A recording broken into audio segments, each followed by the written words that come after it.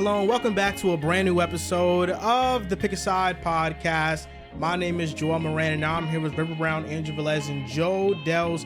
This is now episode 411. In this episode, we are going to give our week 3 overreactions, have some fun with this week in the NFL, the Bengals 0-3 start, if Josh Allen should be the MVP favorite, the Jaguars losing 8 straight games, and more. Fellas, how you guys doing? I'm doing pretty excellent. Had a great weekend of football, a fun, entertaining weekend of football. More upsets. My pick'em's in the shitter right now, but even still, I'm just 2 picks behind. 2 picks behind. We're staying optimistic, a little glass half full. That being said, excited to talk some ball. So what's the pick'em at right now? Drew or John's in first? John is technically in first. Yes, I lied. So now I'm 3 behind because we're giving him the Jets and Niners. Yeah, we one. are. We're being kind. So Riv's 1 behind. He's 1 behind. So we're tied. I'm tied. Or I'm 1 behind So Riv. John's if I'm in, I think you and I are tied for last. Yeah. We're in last. We're 1 behind you. We're 2 behind Riv. We're 3 behind John. I'm pretty sure Riv and Dehls they have the same record. They're not, tied. but because of the graphic, it said that he has the Packers. Yeah, my sleeper pick is 1 off. Yes. Okay. He didn't take the Packers. He took the Titans because Jordan Love didn't play. 1, 2, Yes. 3, 4. Okay, we got to keep count on this. We need to have people- some. Because the People sleepers stop fucking already up. fucked up. We need to have Sleeper, some I'll lock pick in. integrity right I now. thought I took the. Do we the have to Titans start off. a new sleeper league and just start from scratch? Honestly, that's a good idea. If people start fucking up, then shit's I don't know how it happened, Riv. I don't know how it happened. Looking at do. Dehls, looking at John. To And you guys have something in common that makes you suspicious. What's that? Suspicious to do what? Nice hair. That's what it is. Something about having nice hair. I think we all have nice hair. Then maybe you take it somewhere else. And I won't do that. The first 2 weeks of the NFL have been crazy. I have this stat just to showcase how unpredictable it's truly been. Brother, your phone is in shambles. I know, my phone is cracked. I drop it all the time. NFL underdogs of 5.5 points or more are now a ridiculous 14-2 against the spread this season with 10 outright wins. What? And they were 5-0 in week 3. Damn.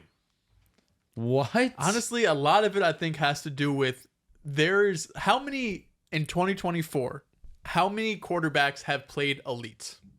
Just 2, 3. Andy Dalton, Sam Darnold. Josh. Like the dudes who played elite because Sam Darnold has been elite. It's Sam Darnold. Minnesota is underdogs in at least these first couple of games. Been elite. Like Josh has been great. Mahomes has Geno? still been great.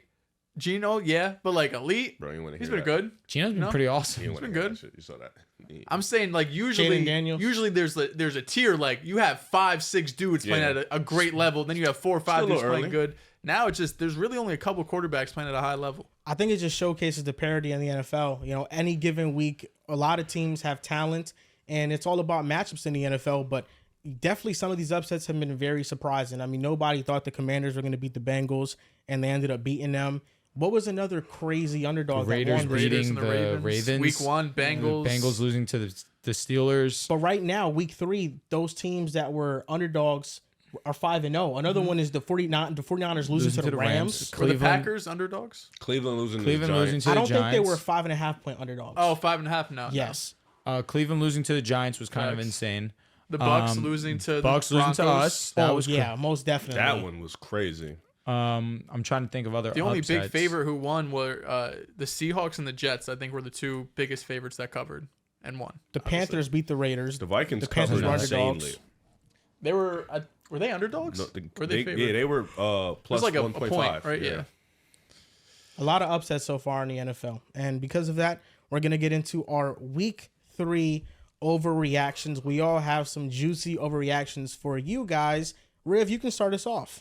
Okay. I'm gonna Can hammer? Yeah, that's why I stopped myself. I'm going to emphasize this point more because I feel like this is going to happen.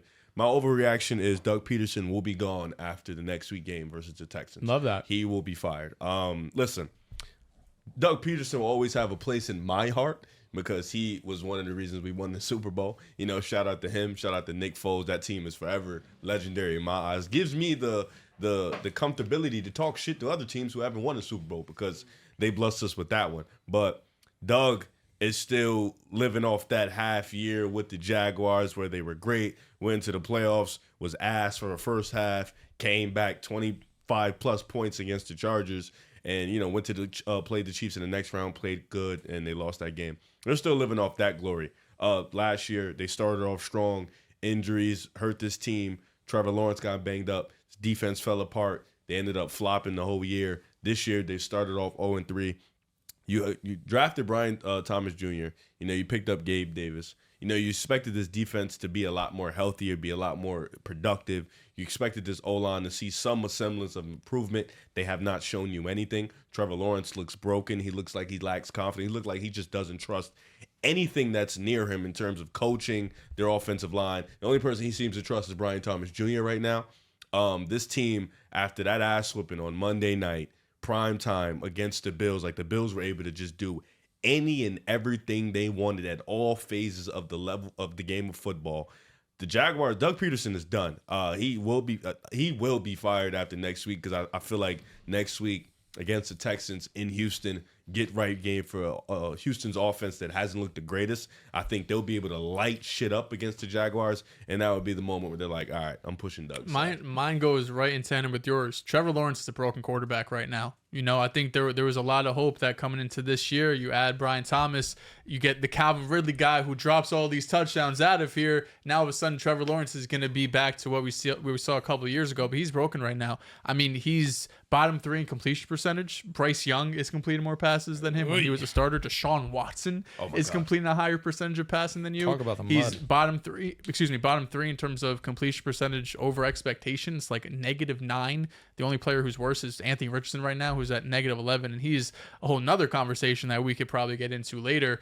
But right now, this offense is broken. Trevor Lawrence is broken. This is what happens when you lose 9 of 10 games. This is what happens when your play calling is not innovative. It's not quarterback friendly at times. And not that it's all on Trevor Lawrence, right? Like it's not like he's going out there and helping himself. The interception that he had to DeMar Hamlin last night, Brian Thomas is wide open, like middle of the field, wide open. That's a pitch and catch ball. That's a throw every quarterback in the NFL should make. And he completely goes over his head. Like one of the most inaccurate balls we're going to see all season. Yeah, like Brian Thomas never had a chance to even come close to catching that ball.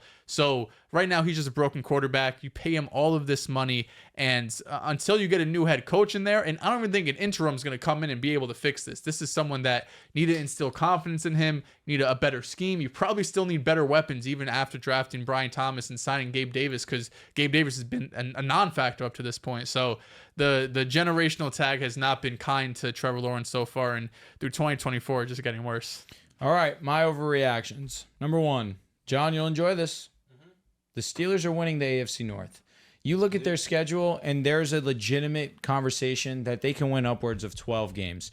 The games that you look at and think they have a shot of losing, they play the Jets, they play the Chiefs, they play the Eagles. Those are the 3 that I would count as losses. But then you also have division ones that can go either which way. But you look at their track record against division teams, they play exceedingly well against them. Although last season it was a 17-10 game against the Ravens had every opportunity to take that game. They simply didn't, and the Steelers snatched it from them. You're right, King?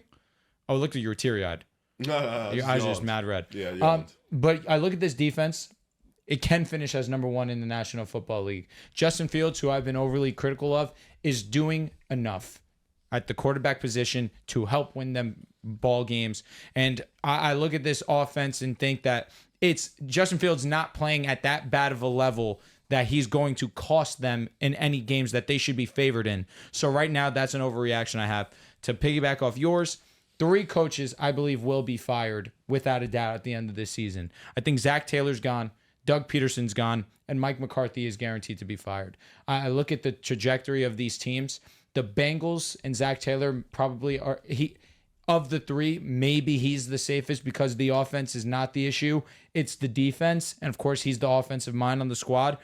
But they're underachieving so badly right now that I would not be surprised to see them go in a new direction. Doug Peterson, you hit everything on the head. He's not a great play caller. He's living off a half of a season and a game against the Chargers where he was down 27-0. And of course, what he did with Philadelphia. But even still, they fired him for a reason, because the end of his tenure was not good at all.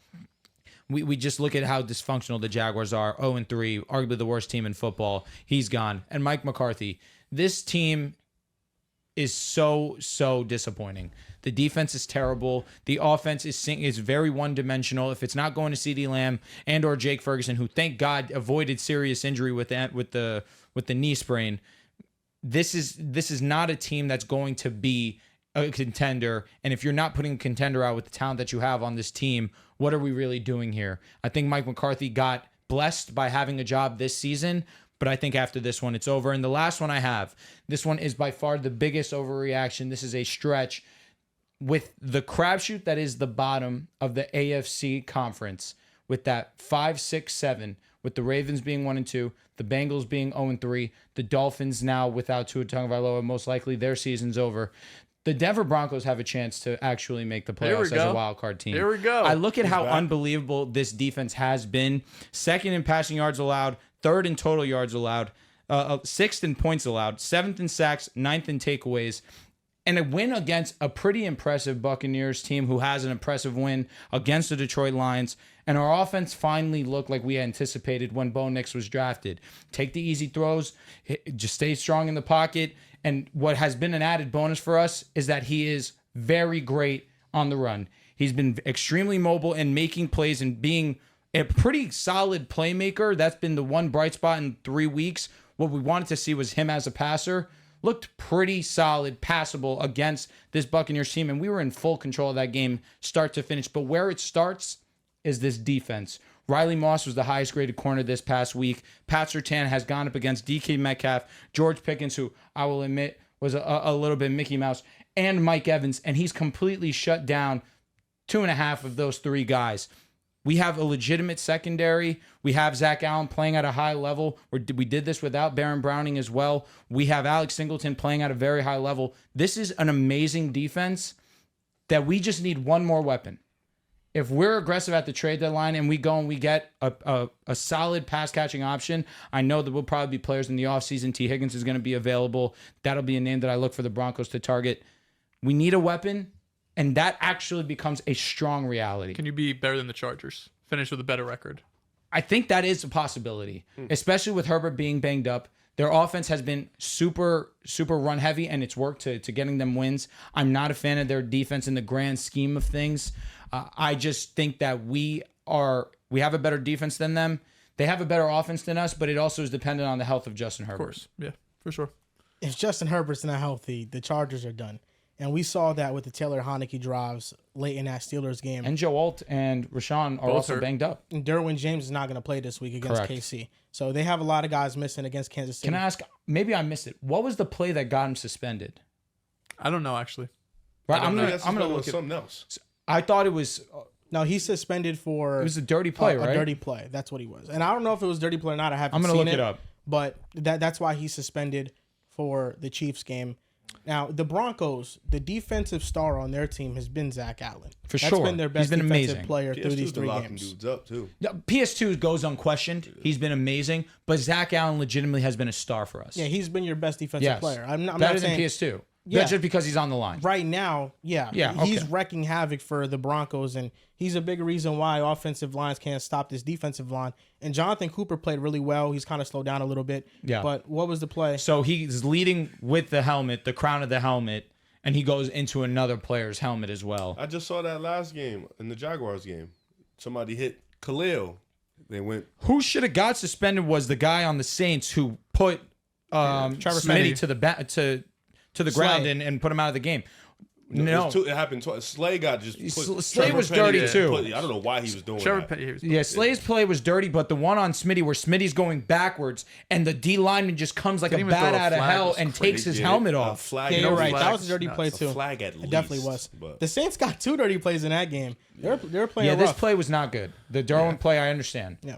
So my week 3 overreaction: the Seattle Seahawks are winning the NFC West. They were my sleeper team coming into the season, and I was reluctant to pick them because I didn't know if the 49ers were going to be unhealthy. We got mixed reports about Christian McCaffrey's health coming into the season, and now we see that he's traveling to Germany to see a specialist about his Achilles. But before the season, I had the Seahawks at 10-7. I had the Niners at 11-6, so only a 1-game difference. But the Seattle Seahawks right now, They're second in EPA per play on defense. They're first in success rate. They're ninth in scoring on offense. They're fourth in scoring on defense. Geno Smith is the ninth best quarterback according to QBR. And since last season, he's been pressured on 34% of his dropbacks, which is a top 10 rate, and he's still playing at a top 10 quarterback level. I still don't feel like he gets appreciated enough for what he does for Seattle. And I know that the 49ers have their injuries. CMC, Javon Kinlaw now, George Kittle, Deebo Samuel, the Rams. Yeah, he did. Yeah, the Rams have a ton of injuries. But I don't want that to be the sole reason why we knocked the Seahawks, because last time I checked, the Seahawks haven't had Nwosu, one of the better edge rushers, all season long. Kenneth Walker hasn't played in 2 games. Leonard Williams just injured his ribs, and Byron Murphy's dealing with a hamstring injury, and their best offensive lineman, Abraham Lucas, has not played a game this season. The Seahawks still have reinforcements coming, and this team is 3-0. 56% of teams that start 3-0 make the playoffs, and 62% of teams that start 3-0 with their division all being 1-2 win the division outright. I think the Seahawks are in prime position because of what they got going on, but also because of the regression that we're seeing from the other teams. The 49ers right now, they're 30th in yards allowed per play on defense, and they're 26th in EPA per play on defense. This defense has regressed mightily. I think the Seahawks win the NFC West. I'm excited to see the Seahawks against some real competition. I think Seahawks are a good team. This isn't, yes, Monday night's going to be a good game because they've been up and down. They're 2-1, so season's, far from over, not panicking or anything, but they do not look like this dominant team that we thought coming in. My other overreaction, the Jets are a top 3 team in the AFC. Here he goes. We're back. We're gone for just 1 week, top 3 team in the AFC. And more than anything, it's because the other AFC teams kind of suck right now. The Ravens have a lot of question marks. The Bengals are sitting there at 0-3. The Dolphins just lost Tua. There's no one in the AFC South. I don't think the Texans have looked that great. He just said top 3 in the AFC. I said the Bills right now are number 1.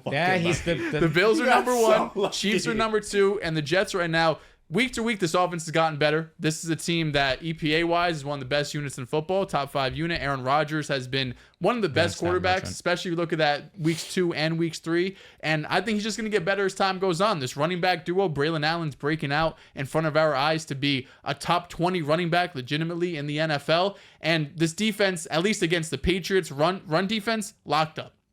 Big question coming into that week was what happens against Ramondre, and he had nothing going for him. So obviously, it's going to be different week to week when you're not playing Jacoby Brissett, but the fact that we saw the run defense finally show up and be a strong unit was a big positive. I'll say this. Run defense looked good because the opportunity was taken away from the Patriots. You guys went up big on them. You kind of changed the script. And Ramondre had some good plays, but the one big run that he has gets called back because his pinky got caught in a face mask, and you did force in a fumble. He only had 6 opportunities. Yeah, get good. Which I give you guys credit. You guys dominated the game, but I still have questions about your rush defense. That game's not going to be the one to tell me that I'm not moved. So, yeah, and James Cook has been cooking. And we've said this on this panel. That's the game that really Minnesota too. Oh yeah, but I think that's after Buffalo. I thought Minnesota before. Okay, yeah. so whatever. Minnesota. Now that's the game we're looking at. All right, this is when we decide how legit the Jets are. Because we knew you guys were going to win these couple games. It's just about how you were going to look. How was the defense shaking in your go boots over there? How's your offense going to look against the Broncos? Going to fucking violate you Torch guys. us? Probably. Okay. I feel good. I feel amazing. PS2, he's gone. Excuse me, Garrett Wilson's gone through the gauntlet of cornerbacks. It's pretty unfortunate. Brother, can you guard Alan Lazard? Riley Moss, respect him, please. Alan Lazard's fucking violent. Week 1, he has to go up against Charvarius Ward. Week 2, he has to go up against L'Jarius Sneed. Week 3, Christian Gonzalez. And week 4, PS2. That's brutal. It's a tough look. That's brutal. Play the best of the best. You got to lock in. Yeah. One of my predictions, and I had another one, but I can just wait till we talk about them. Malik Neighbors is going to finish as a top 5 receiver statistically. I'm moved. Cook. He's on pace for like 1,700. No, I think he's like number 3 right now in yards. The receiver numbers haven't looked too crazy, obviously, because quarterback play is down right now. But at the same time, Malik Neighbors is just a physical freak that can do every single thing on a football field. I mean, when you just look at him and how he's able to elevate this offense with Daniel Jones and how he's able to get open, scheme up, he can run almost every route. I mean, this is the guy we imagined for this Giants team. You know, this is a guy we predicted could change the face of this offense. And he's come in and he's done more than a job. He's exceeded expectations to start in the first 3 weeks. Me emotional, Riv. No, I'm with you. I'm He's emotional. been amazing. Daniel Jones is like, fuck it, I finally have a guy that's as talented as when they had Odell or whatever it was, and he's able to just throw him the ball, and he's playing well. And Malik Neighbors has been killing it. I think he'll end up a top 5 receiver statistically, and I think we'll have serious conversations about him potentially being at top to 10, 12 range. We've seen Puka do it, jump in that race. I think Malik is the next one. He's on pace for 210 targets, 130 receptions, 1,500 yards, and 17 touchdowns. Yep. He's been their entire offense so far. No, it's pretty hilarious. The Bills point that you mentioned, the Jets run defense. So right now, the Jets, their rush EPA on defense is 22nd. The Bills is 27th. And when you look at the success rate, the Jets are 20th in rush success rate on defense. The Bills are 15th. Well, I was talking about the Bills' rush offense. But the question for the Jets is the run defense. For sure, but that's what I mean when you go up against the Bills and the way that they've been running the How are football. they going to stop us from running the ball? Agreed. Oh, I'm with you. We should see both Braylon and Brees at their best. I don't disagree with that. I'm just saying I think that the Bills and the Jets have similar weaknesses when it comes to the run defense. And this year, well, not this year, but overall, I think over the last 2 seasons, I saw this stat that Warren Sharp put out. I have it in my bookmark saved on Twitter. Since 2020 on early downs, Josh Allen versus man coverage, 47 touchdowns to 4 interceptions. My Lord. Josh Allen versus zone coverage, 27 touchdowns to 29 interceptions. You want to know who plays a lot of zone coverage? The Jets. NFL. Those? The New The York Jets. Jets. Well, that too. No But split the for whole sure. league, Well, the Jaguars just played man coverage on the Bills, which was last night. dumb. Why are they doing that? That's their system. Yeah. So, but yeah, I think the Bills defense, they've been so great. And I wanted to kind of get your take on this, Drew, because I was thinking about you the other night. Hot. When I was thinking about the Bills defense as a whole, all of last season, you called this Bills defense fraudulent. Yep. What's so different this year? It's the same scheme. Well, Von Miller is now better 100% healthy. Yeah, there's Better players. Better players, how? Rasul Douglas got there late last year. But he was calling them frauds all season long on defense. Was I calling them frauds late in the year as well? Von Miller is You much better questioned than their what he was defense last year. almost the entirety of the year. I definitely questioned it coming into the season because every single year we see in the playoffs, the defense lets down. But 1,000%, Von Miller is at a different level right now. Poyer is not there. What offensive lines have they faced? This season? Yes. Not very good ones. What do you mean offensive in terms Cardinals, of being Dolphins. off? The Bills' defensive Yeah, lines. agreed. Von Miller has looked dominant against some of the worst offensive lines, and I think he's still a good player, and I think he's finding his groove back. But the Bills' defensive concerns in the playoffs, I think, are still there. They have done nothing To be fair, 3 Von games Miller into the wasn't- he season. wasn't But what am I dominating saying? anybody Wait, last but year. why is it that I'm getting targeted Because why for are you this right so now? high on the Bills' defense this year, but last year it was the same No, scheme I'm not. and you weren't? I'm not overly. Again, where did this idea about the Bills' defense and me being high? Because on when them? you've talked about the Bills, you've mentioned their all-around just an- team, they including are an their all-around defense. team. Elam started last year for the. They are an the all-around Dolphins. team. That wasn't great. And they He went doesn't down start and they shut Seven down team? Miami. The entire year last year, they had Benford, Tehran, and But Rasul Rasul Douglas in the definitely. second No, half of the Rasul season. got picked up. I know. It's in the second half But of I'm the saying season. Elam was starting for them in the beginning. So now he doesn't start. Well, for Trey them. White until he got hurt in the Yeah, Dolphins and game. and Poyer was starting for them last year. He was.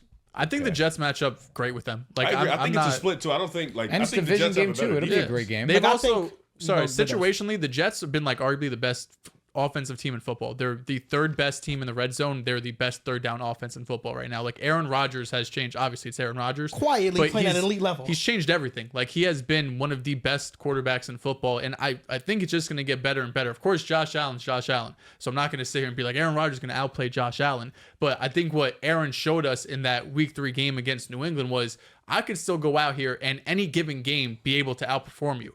And if he's just mentally, you see so many times they go to the line on 3rd down, no one in the backfield, 5 wide. What's the defense doing? Where's my hot? And Aaron Rodgers is going to be able to pick you apart. So just the mental aspect he's added to this team. They were the worst team on 3rd down last year, and now they're the best, number 1 in the NFL. Like just that mental side, being able to read the defense like that, it's become unstoppable. Say if you get Aaron Rodgers playing at Aaron Rodgers level, it gets spooky. I'm with you. Very spooky. Historically bad on 3rd down last year, by the way. Yeah, it was like you fucking guys. The Jets, Yeah, I know. Yeah, or no, some bullshit. historically bad. You guys were the historically bad offense in general.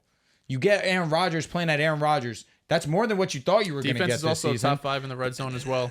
Fair. But again, Tennessee, Pittsburgh, Patriots, Week 1 versus the Niners. Oh, they fucked.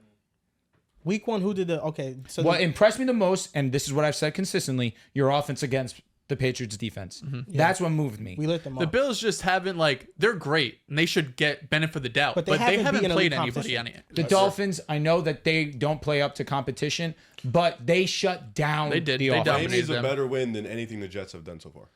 It's dominated a them fair, for sure. It's fair. By far. And they've And that's not even also no shame to y'all. sorry, you're the Bills guy. But also watching them go up against the Jaguars, we know the Jaguars are sorry. Oh, yeah, I knew but that you was- go out there and you put a 40 burger on their head. Didn't think it would happen that quick. I think beating the Patriots, how he beat them, is more impressive than how the Bills beat the Jaguars. They beat the I think Jaguars in the first I think the half. Jaguars are more of a broken team. fair. They're But they both beat the broke, Jaguars yeah. in the first half. I mean, they did put up 4 touchdowns. and then they- also they the way played that they did it good. against Miami. The No, way but that, beating New England's defense, tough. Not like that's tough. But and I think To a gift wrap, the did the Bills Cardinals are interceptions. also a He's better not good. team than people are giving them credit for. And coming back 17-3, that's a huge win, especially week 1 where that's where we can see some upsets. I think both teams are in the wait and see in terms of just playing comp. I which is fair. think it's just ceiling for these teams is wait and see, because I think both these teams are playoff teams. I think both their ceilings are in the same breath for me. Like I think both their agree. ceilings are AFC Josh is playing championship. perfect We'll right play now. each other soon. Yeah, That's yeah, that we're that excited. matchup is going to happen soon. Can't wait. I don't think that matchup moves me in a sense though. I think it's more matchup because I like It's a trailer. I've watched Josh play the Jets defense. He did like they're gonna split whether it's Zach Wilson, Aaron Rodgers, fucking Paxton Lynch. The team Yeah, just but it's 2 completely different conversations. If that game happens, the Jets lose 28-7. For sure. We're coming in here. The Jets are frauds. The There's Jets a- go out yeah. there and win Yeah. 28-14. All of a sudden, they're the second best team in the AFC. They There's can a beat lot the of Chiefs. expectations Agreed. on that game. So that think- game but I matters. think That game matters a lot. I think I'm more looking at how they play against these other teams because division games a little different. No, Jets have to go out there and compete. They have to do. go out there Have and to. you have to win the game. Like Yeah, of course. No, I'm not saying you don't. Because I'm your definitely- first yeah, you your first definitely have to. test, you failed. Your first test against the Niners, you failed. Minnesota's your next test. You have to be in a close game. You can lose it because Minnesota's playing some of the best football right now. But you can should lose it. you should win But one. Minnesota agreed. and Buffalo, Agreed. you have to win at least one. Want to Wholeheartedly. win both. And I know you might not be moved by it, but I mean, it's a big boost in moving one of these teams and winning the AFC For East. sure. So we have to win these games, and I think it does matter Jets because podcast. we could Love very it. well match up with the Bills in the playoffs. Like that could very well be a wild card No, matchup. your, could be your called- expectation is win the AFC East. We could be called the Jets podcast, but to be fair, they're worthy of talking about. Yeah, I mean they're one of the bigger stories in the NFL. with Rodgers, but Rodgers Yeah. is making the Jets great. My other A part of making the Jets great, I should say. My other overreaction is watching the Bengals defense last night. I said, man, they need another head coach in here because Zach Taylor, he started That the tweet was season off embarrassing. slow too many times. The offense got on track versus the Chiefs and versus the Commanders, so I'll give them credit there. The way that the Bengals have drafted, and I'll get into it when we talk about the Bengals more in depth, has been embarrassing. Brian Flores, I think, would be the perfect head coach for the Bengals. I think he'd be the perfect head coach for a lot of teams. And I do think that we might start seeing more defensive-minded coaches become head coaches at a similar rate as these great offensive young minds. Interesting. Because I know that it's the sexy thing to do. You look at the Dolphins with Mike McDaniel.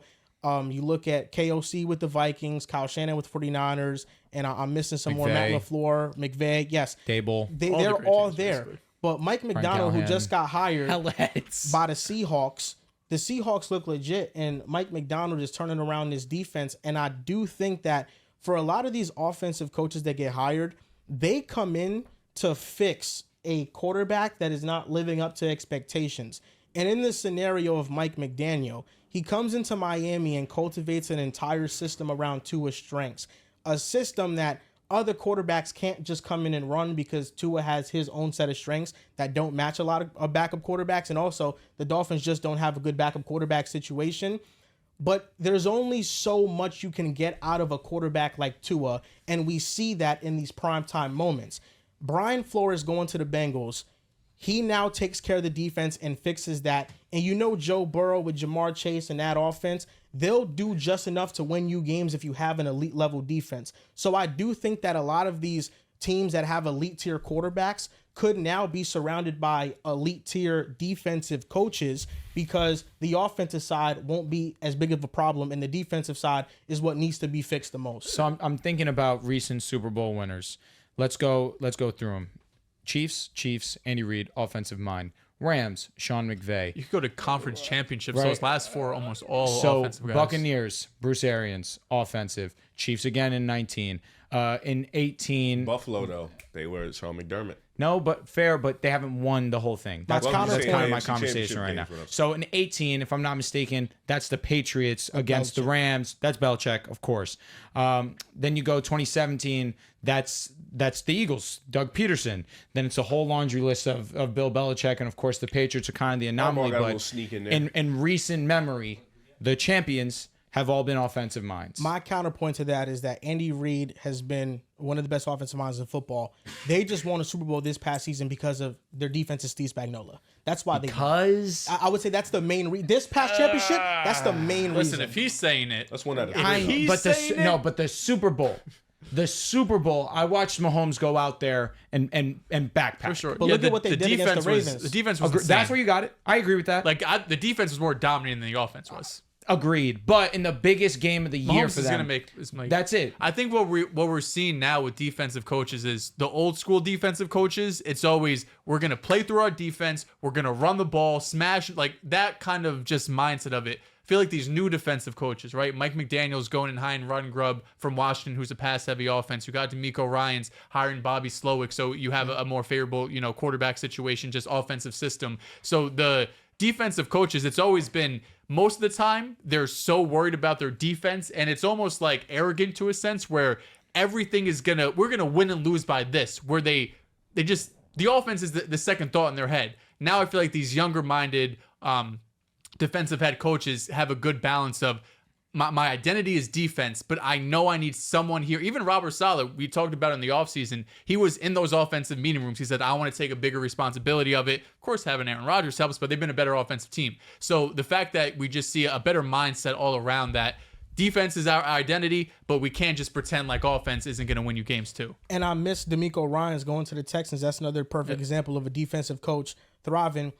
Steve Spagnuolo has been the best defensive coordinator in football, and the Chiefs have been very fortunate that he's not going out to try to be a head coach. They have kept that guy in the building. Well, he's tried to, and he's failed. Yes, but that was 10 years ago. He's already had two. How much interest do you think Spags would have on the open market? I don't think he has much, Yeah. but I think that's the perfect scenario for the Chiefs, and that's why he's there. The reason Brian Flores is with the Vikings, and very fortunate for That's them also too a that he's different there. yeah, exactly. I'm with you. But then we look at the Buccaneers Super Bowl win. After that Super Bowl, I don't know about you guys, but I feel like Todd Bowles got a lot of credit for that. The way he shut down the Chiefs offense and the NFC Championship game going up against the Green Bay Packers. In the Green Bay Packers game, I believe that Tom Brady threw multiple interceptions in that game, and they still managed to win. They beat the Saints, who earlier in the season they got blown out twice. They were up 3 scores, if I'm not mistaken. Brady just in the second half forgot how to play football. Yeah, Brady threw 3 interceptions. I'm not sure if it was a Saints game or the Packers game. It was the one of those Packers two. game. You're right. It was the Packers game. So Todd Bowles got a lot of credit. I just feel like as long as this defensive coach that you're bringing in hires a good offensive coordinator, I think that a great defense is going to have to be the recipe for these elite tier quarterbacks to win when they're making so much cap. Because you have to find a miracle worker. And Brian Flores showed in Minnesota he's a miracle worker with that Wholeheartedly personnel. agree. Any more overreactions to week 3? I'll tell you what, I was expecting more pushback on my Broncos, but I'm guessing you guys kind of see a vision too. I mean, I'll let you. I think it's it's overreaction. I don't think it's gonna happen, but talk Because you anticipate Ravens should play better. Yep. You anticipate the Bengals will play better. But right let you now, have your our moment. what's your defense, schedule look like? It's Play the not- Jets this week. We do play the Jets this week. Obviously, we still have to play the Chiefs twice. We have to play the Chargers twice. We have to play the Raiders. Raiders. And the Raiders right now, we're on like a 10-game Yeah. skid. But we play the Jets, we play the Raiders, we play the Chargers, the Saints. Honestly, and I'm not just saying this to shit talk, coming in, obviously, you guys are going to be the favorites. I think it's going to be one of the better games to watch. Our defense is legit. Raiders, I can never say it's a guaranteed win, but right now where it stands, it seems as if we can match up and win that game. Chargers, without Herbert, we can win. Saints, I'm projecting us to lose. Panthers, winnable game. Ravens, probably lost. Chiefs, we're going to split. I have a Lock good that? feeling. No. Falcons, winnable. Raiders will probably split. Browns, winnable game. Colts, winnable game. Chargers, winnable game. Bengals, Who knows? They could be sitting fucking Joe Burrow at that point. Broncos about to be 14-3. Well, I didn't say all that.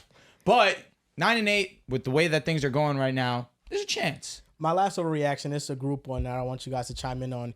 Is it better now to have the second overall pick than the first overall pick? Seems that way. Seeing Jaden Daniels outperforming Caleb last year, CJ Stroud outperformed Bryce Young, and Jaden Daniels has played like a top 10 quarterback, 7th in QBR, completed 80% of his passes. Is he top 10? He just had a historic game against the Bengals, completed 90% of his passes. Do you know how as on Monday big of Night a win Football. as what Jaden just did?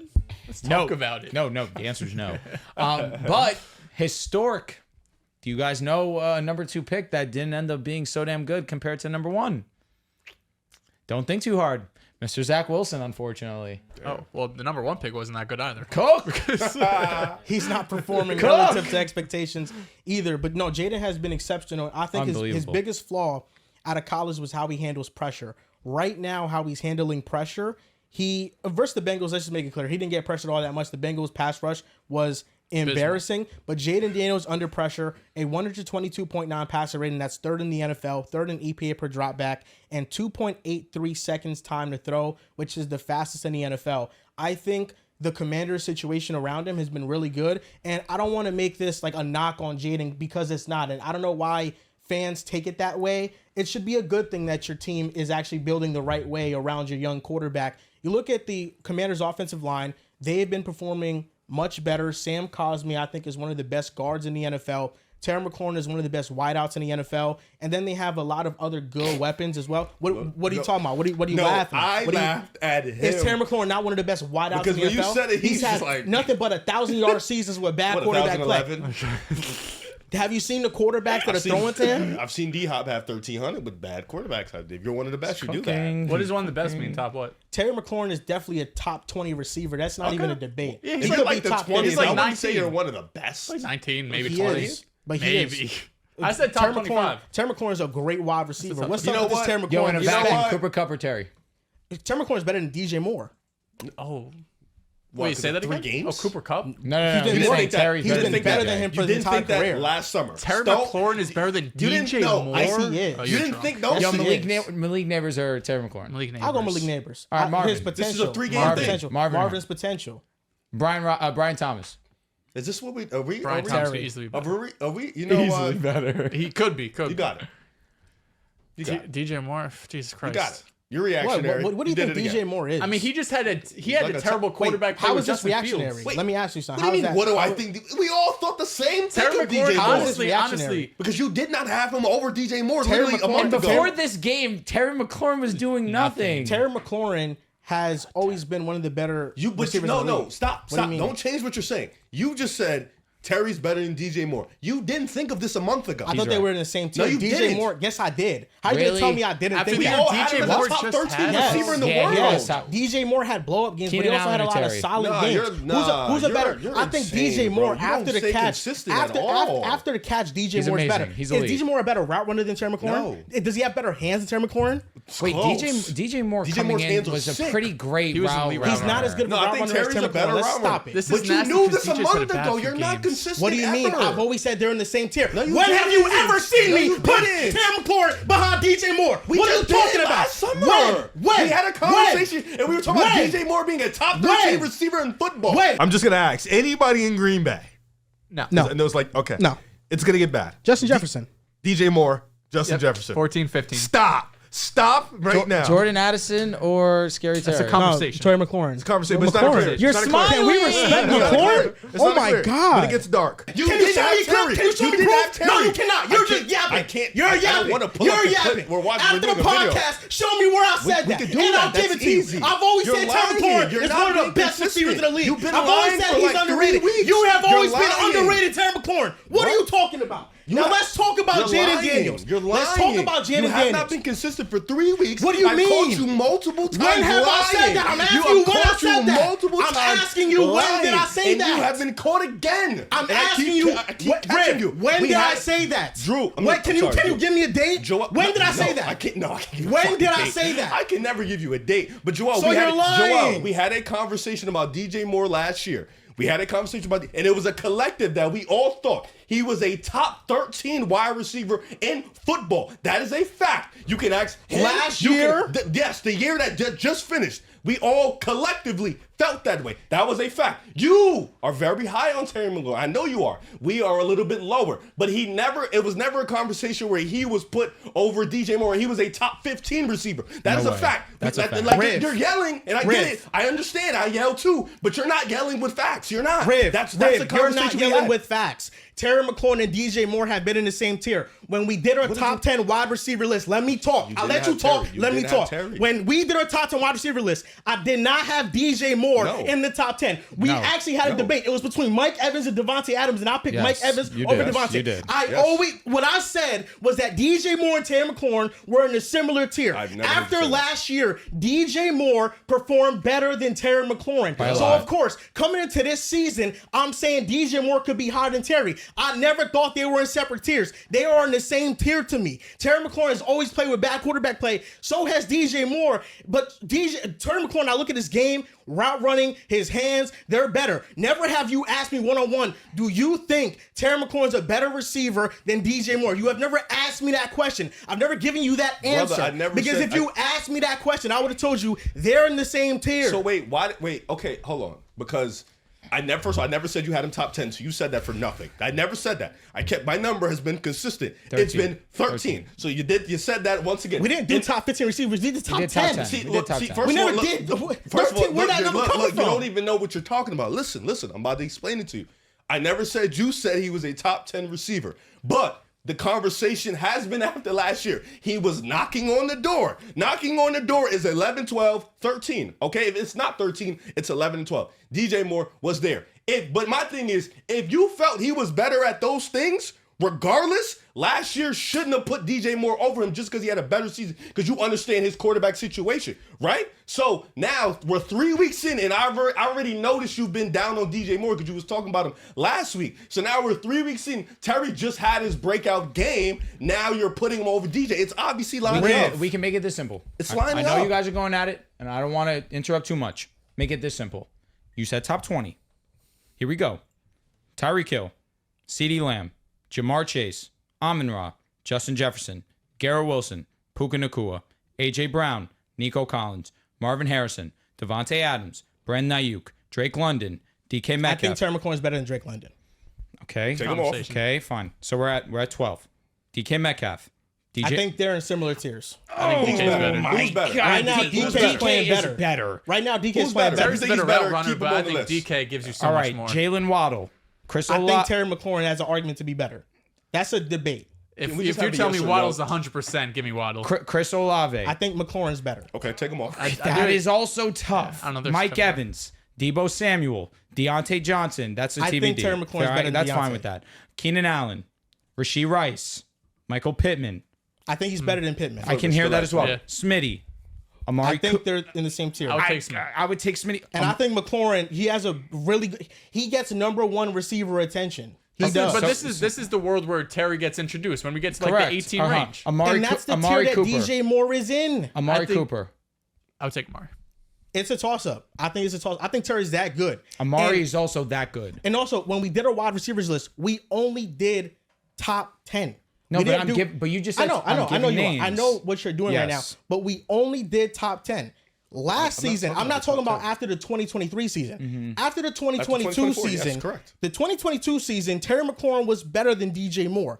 DJ Moore in 2023 was better because he had better quarterback play. Fields, for all his flaws, is better than Sam Howell. Sam Howell was that Yes, awful. correct. Did you not remember when we talked about the Commanders and we were about to have a McLaurin bet? Because I said if he gets Drake May and Ben Johnson, yes, I remember I'm that, yes. very high on the Commanders. I yes. was super high on them. If Ben Johnson goes to the Commanders and they're going to draft a quarterback at 2, the season Amon-Ra just put up, McLaurin could be similar. McLaurin could be an all-pro Amon-Ra just put receiver. up? McLaurin, to me, they have always been on the same tier as DJ No, Moore. I know. First of all, I started by saying that you are higher on Terry McLaurin than everybody at the table. So I remember Easily, that back. actually. But when we were talking about the top 10s, and you forget, we always do honorable mentions. Honorable mentions, one of my people was DJ Moore. You told me he has an argument to be up there because of the season he just had, Joel. Terry McLaurin has never had that season. He's never had an opportunity to be in the top 10. That's why I'm like, okay, I'm looking at what you're saying. Terry McLaurin is all of a sudden just outright better than DJ Moore. I've never heard you say that, and especially after the year he just had, it's hard. You just admitted I can understand putting DJ Moore over. So that's why I'm like, okay, Terry McLaurin just had his biggest game yesterday. So you're just putting him over because of 3 weeks. And the only reason I'm saying you haven't been consistent is because you've been doing that a shit ton with other players for 3 weeks straight, Joel. This is not just a Terry thing. So I'm catching you every time and you're not being consistent. It's not even a sit down. I understand what you're saying. We gotta have an intervention. Yeah, that's all I'm saying. Riff, for Terry McLaurin, the majority of DJ Moore in his career, McLaurin has been better. That's not necessarily true. Yes, he has. Because listen, I'm not trying to been. just be a numbers guy. I'm not trying to do that because when it comes to skill sets, there are certain things that Terry may be better than DJ Moore. Agreed. But we all agree, in terms of quarterback play, neither have played with exceedingly well quarterbacks. Now, 2019, that's when Terry came in. 1919. In 2019's DJ Moore had 1175. The next year, DJ Moore had 1193. Terry McLaurin had 1118. In 21, DJ Moore had 1157. In 21, Terry had 1053. In 22, this was DJ's down year, 888. Then we saw Terry go for 1191. This past season, DJ Moore by far was better with 1,364 yards to Terry's 1,002 yards. Yes, and the list coming into it, the list is about production and about just what your skill set. Yes. So of course, DJ Moore, after the season he had, clearing 1,300 yards, he had a more productive year than Terry McLaurin. That doesn't mean that I necessarily thought DJ Moore was better than him. He had a better year than him. I still think the skills that Terry McLaurin has as a route runner clear DJ Moore. Clearing is strong. No, it's just crazy. DJ's coming off sluggish right now, and I don't disagree with you. After last season, DJ Moore was clear number one to us, and out of these two, obviously. But if we look at a situation like, Sam Howell wasn't good, but the Washington Commanders passed the ball more than anyone in the NFL last year, and Terry still didn't have a breakout year. Justin Fields, they were not one of the pass-heaviest offense in the league, and DJ was still out there being the dominant, clear, I am this dude, 1,350 yards. He had a higher target share, though. Okay, but if you're throwing, why? Target share is earned. You have to have a quarterback make the read to throw you the ball. Target share is earned, though. Yes, but if Justin Fields open, was just looking at DJ Moore. I tell you, if you can find that wide receiver ranking video, because you're a better finder than me. No, I know the video that you're talking about. We just did top 10, so we're not going to have any DJ Moore and McLaurin I'm talking about debate within prior. that video. I'm saying you can find it prior. But all I said is I think Terry McLaurin is one of the best wide receivers in the NFL because I think I'm partly to blame for all and this. he's a good wide receiver number one for Jaden Daniels. That's all I said. He's a great wide receiver, and yes, I do think he is better than DJ Moore. That's all I said. Well, if you believe that now, yes. I will put that in my brain. No, it's not that I just believe it now. I've been believing it for years on end. If you say it now this is new game. This is new to the public. Been one game. Okay. Bro, Terry McLaurin has a career. It's not just one game. But career of being the Terry 20th best McLaurin receiver in now football. reintroduced himself. 100 yards. I did it in prime time. I was amazing against the Bengals. I remember last year DJ Moore at prime time 250. I do remember that. 250. Yep. Against who? The Commanders. The Commanders. Cook. Yeah. And what did Terry do on the other side? I don't remember. Yep. Wasn't important. But you Wasn't know what? 250. Or 3 touchdowns. Was it 3 touchdowns? Not many guys can do 250. Probably wasn't even 100. Let's be honest. Listen, if you think Terry's better, cool. Roman Dunze has a better chance of finishing with more receiving yards than DJ Moore this year. Cool. With the situation he right probably now. has a better chance of finishing over Terry, too. If I'm not mistaken, right now, think DJ they're Moore probably has more similar. yards than Terry. And also, in this offense, Terry the first 2 weeks was so how Terry bad. McLaurin is being used in this offense the first 2 weeks, he bad. was not being targeted at I agree. all. I agree. On the same side. I agree. I'm saying Terry McLaurin has been in an awful situation. All I said, I think he's in the same tier as DJ Moore. I think he's a better receiver than DJ Moore. DJ Moore has some athletic traits to him that I really love about his game. He's strong. But McLaurin, I think, yes, is a better route runner. I think DJ Moore, his releases can get really sloppy, especially this year. He has been disinjected in the entire offense. And that's been a big reason why I've been lower on DJ Moore. After last year's breakout year, you coming into this season, every single time we see you, you're pouting, you're have your head down, and you're not playing hard. I mean, these are things that we noticed with DJ Moore this year, and it's been kind of rubbing the entire offense the wrong way. Yes, he does. Terry McLaurin had 8 targets in week 2. Oh my God. 6 Terry in week 3. McLaurin might have more yards than him. DJ Moore is playing bad in your mind. He has more yards than him. By how much? Like 30, marginal. 40. It's marginal. One of them That's was like a 130, Hail Mary at the end of 160. the first half. But a That lot did of carry Terry's, for a sure. lot of Cook, a lot Didn't of Terry Terry's just have his first production. great game? Yes, he did. He did. but they were First two games was actually within the non-existent. flow of the game. Oh, brother. Okay. No, but do against you the want me to do about Giants, he had 8 targets, and I think he went for what 20-some yards. He had 6 catches, If 22 you, yards. if you Okay. look at the quarterback Nasty chart, shit out of here. 6 what? I'm listening. Yes, I'm listening. yes, 22 it's yards. nasty because if you look at Jaden Daniels' passing chart, everything was behind the line of scrimmage. was. It was just wide until the receiver last drive. screens. Yes. unfortunate. Because Terry's that's also Cliff only Kingsbury used offense. in one spot in the offense. Like Well, rarely does he get moved this around. past- the this past- touchdown he got moved The around. offense is being opened up Yes, now. it is. In the last 2 weeks against the Giants, Even the offense still, being though. up, moved hold up on. more. Cliff- It was being because opened I up. smell a bet. Do you Cliff want to didn't make a move bet? D-Hop around. Because this is what I smell. All that huffing and puffing and yelling. That It shit got is dope. loud. Do you want to make a bet on DJ versus T? Because I'll take DJ right now struggling over Terry McLaurin, his best, whatever you think it is. We got a I don't lot of really bets care. this year. Yeah, oh, we do. But I'll take this bet because this is easy for me. I'm laughing to the bank with this one. So do you want to take this bet? I'll take this bet. More yards. Yeah. Just yeah. flat out yards. Yeah, more yards. All right, so more yards. We miss a game. What are we doing? How are we doing about that? Injuries, I like to add that to make sure It's a fair keeps it caveat. Fair cap. 2-game difference. well, listen, Two if, games. if somebody Two gets hurt, the games. bet's off. Even No, one no. game. I'm I gonna feel say like 2 games game What if difference. you did yards per game? I think that's better. Yards per game? If yards per game, if Or we wanna do one of them categories? is unhealthy, You want to do categories? just straight up yards. Yeah. Who Yards has the per most game? yards? Whoever's okay. So Yes. it's just about staying. Like fuck it, we just going. Yes. So okay. look. All right. All right. Here we go. We're I actually winning. really love this. I do Yeah. too. Do you, who, in your guys' opinion, what I side do you haven't like this bet loved more? what I've seen from we're DJ. To still be winning. honest, you are. and we're still winning. But I don't have a real strong horse in this race because Terry legitimately has only had one good game. if Caleb gets better, DJ gets better. But I don't look at DJ Moore like he's had any good games. To be fair, And that's he's still- kind. If I'm he's being still putting it honest, like there was like 170 agreed. yards.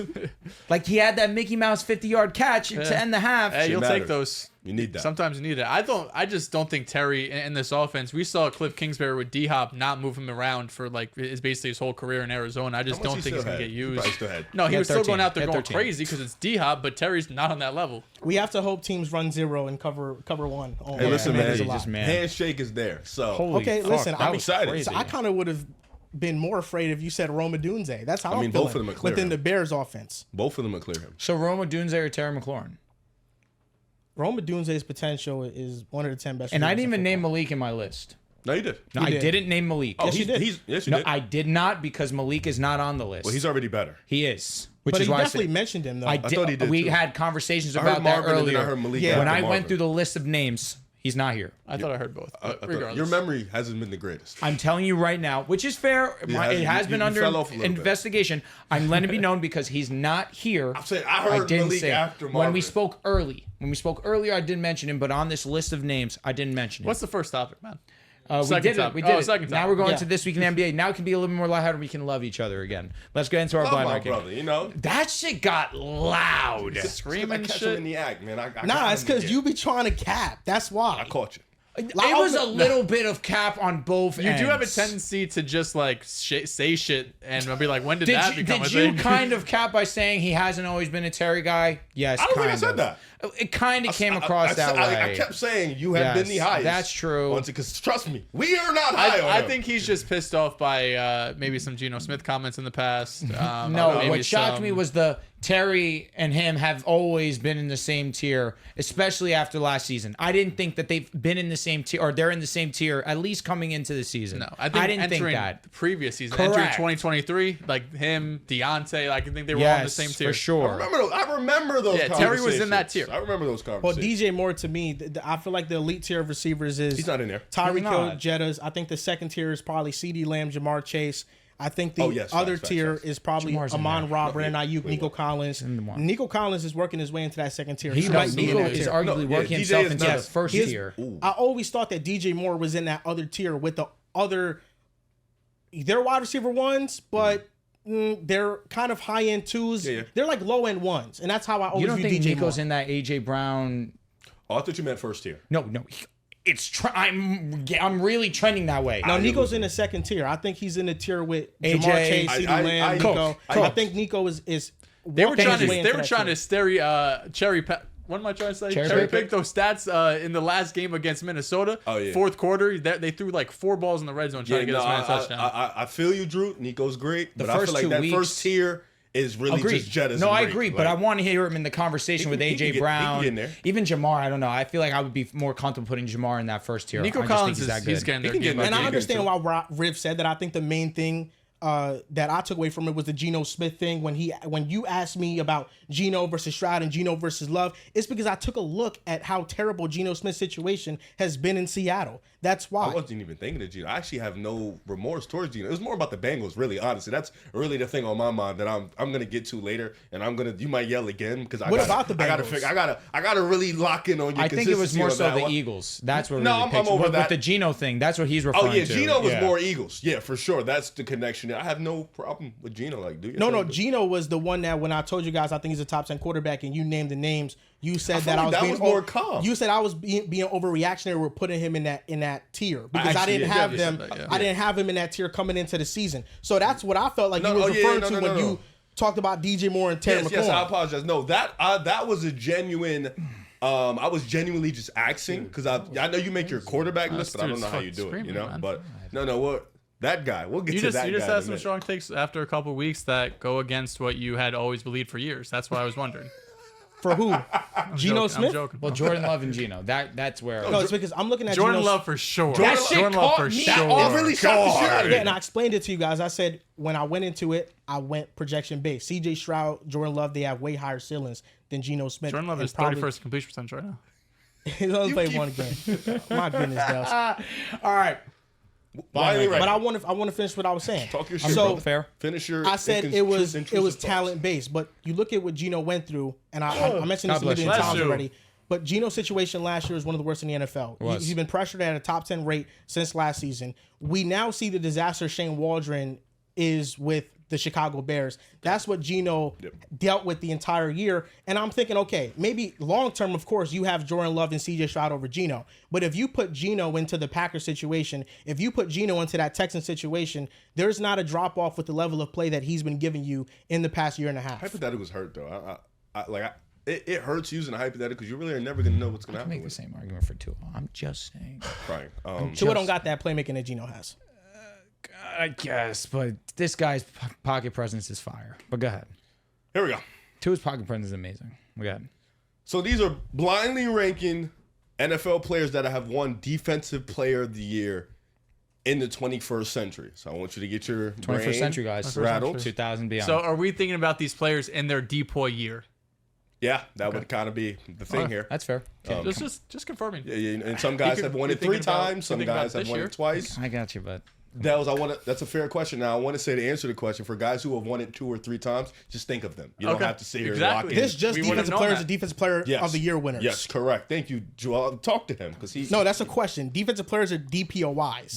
defense. well, but brother, you have to be a defensive player to win DPOY. But he's saying DPOY. Yes. So it could only be 24 names. There's a lot on of this clarity list? on this list. I mean, come I'm sorry. Drew, you get it. I understand. DPOY. We're here. First Let's do name it. up, Luke Kuechly. 6 names, I'm assuming. Luke Kuechly won DPOY. Yo, for some reason I thought this was NBA, and I was like, Luke Kuechly threw me the hell up. I was thinking about Luke Cornett Luke for a Kuechly, second. we're gonna have a lot of names. Luke Kuechly was a dog. I mean, one of the best linebackers in football, but 4, He's number 5, 3. I mean, Luke Let me start by Kuechly. saying he won it in 2013 I think there's been. on. He definitely did win Defensive Pro- Player of Pro the Year. Football. I Yep, did have to 2013. look it up. Yeah, he was great. We have That's what I'm Aaron saying. There's Donald. some names. I had to make sure. I'm like, wait, There's some he names won? that- We just have like Donald fucking. Can I be J.J. transparent with you though? Watts. If he stays in, if his career were a little bit longer, we're talking about legitimately one of the best middle linebackers of think all it's I time. too agree. far. What? Say it one more time. Think. No, I'm with you. I think that he was a superstar. Where do you want to put him? I'm leaning 3 or 4. Okay, I said 4 or 5, but I'll be cool with 3 or 4. What y'all want to do? I'm going 3. Okay, Alright, So 3 let's is do the it. final. Okay, so Luke Kuechly was amazing. Honestly, he could have been debated a little higher too. There's a guys. lot of dudes. some guys. Here we go.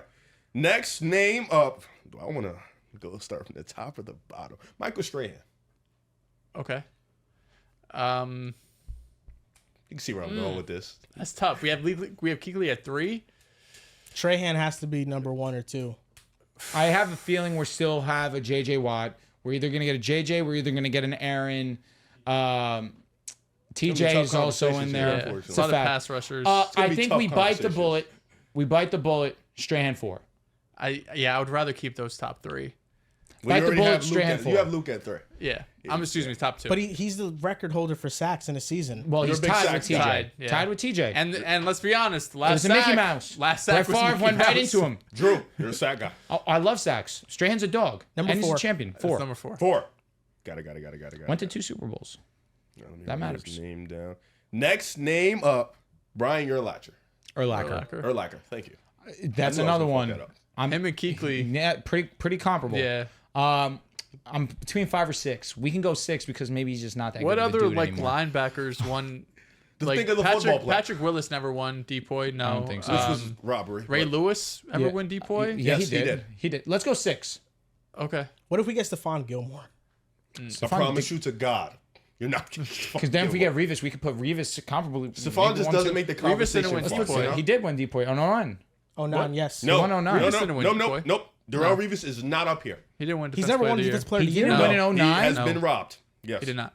In 09. No, You're kidding. he did not. Who I know. won it in 09? Just tell me who won it in 09. Charles Woodson. Wow. He was on the Yes. Green Bay Packers at the time. Yes. And that was one of my names, so I'm taking him off. Because remember we were talking about Sauce winning. I was like, Revis didn't even win in 09, so he would have to have a crazy season. Damn. You know what I mean? Like you have to lead the league in interceptions. Yo, or I've some been shit. living a lie. Cry, you thought he won? That's why it's like there's just some great players. It's the greatest haven't corner won. season of all time. I think Urlacher goes 6. That's what you guys 6. locking up. I'm sorry for fucking up your blind ranking. No, I love the That's conversation. That's what it's for. crazy. Yeah, I know it's fucked up. He was robbed. I have goosebumps. That's He bullshit. was robbed. Go ahead. Ooh, I'm making So a little- 6. Yeah, Brian. 6. Next name up, Jason Taylor. Oh my fuck. 5. 5. It's a Hall of Famer, to be fair. He's a Yeah. Hall of Famer. I got that. I was expecting at least one more heavy hitter once we so start with was I. Kuechly. Fact. So we got 1 and 2 over. Fuck. Next name up, JJ Watt. All right. Okay. Number 1. 1. On facts, One. because then we save our tracks regardless. Yes. 2's gonna be a dog. Aaron Donald, you know what? 2. Hear me out. I have a hunch. I mean, that's Two. fine. I think J.J. Watt's best defensive season, He won it 3 times. it might be better than Aaron Aaron Donald's. You can pick either one. Aaron Donald says a 20 sack season. It's I close. D-tackle. Joel, No, he I has- know it is. I mean, It's Drew, he crazy. has 3. You can. I know. JJ, you can pick either one. Yeah, no, but he's- we got TJ. TJ's arguably better than JJ. What? He already has more sacks. No, he's not. I don't think peak for peak he's better. TJ wouldn't even tell you that. TJ, don't get me wrong. TJ's like in the JJ's telling you conversation. TJ's better. Because he's Little just being bro, kind. yeah, He's yeah, being yeah. nice. He has more sacks than him. JJ's a game. Like, He he's- is, and he played yeah, offense. yeah, he was he's- awesome. He lost me with that. All right, so who's our last one? Are we going 2 or 1? Are you, One. Yeah, you didn't. Go on 1. All right, 1. There's also? like Yes. only a couple players I'm putting over TJ Ray Watt. Lewis. We could go TJ. But TJ had one of the can go greatest Aaron. defensive seasons ever. That's The why. fact that I know. how many touchdowns did he score? That's like He 4. had 4 and 5. Yeah, he was on, insane. man. He was insane. We're going How with many? number 1, right? Number 1. Yeah, he's All on. right, so I tried. to round off the list, at 6, Brian Urlacher.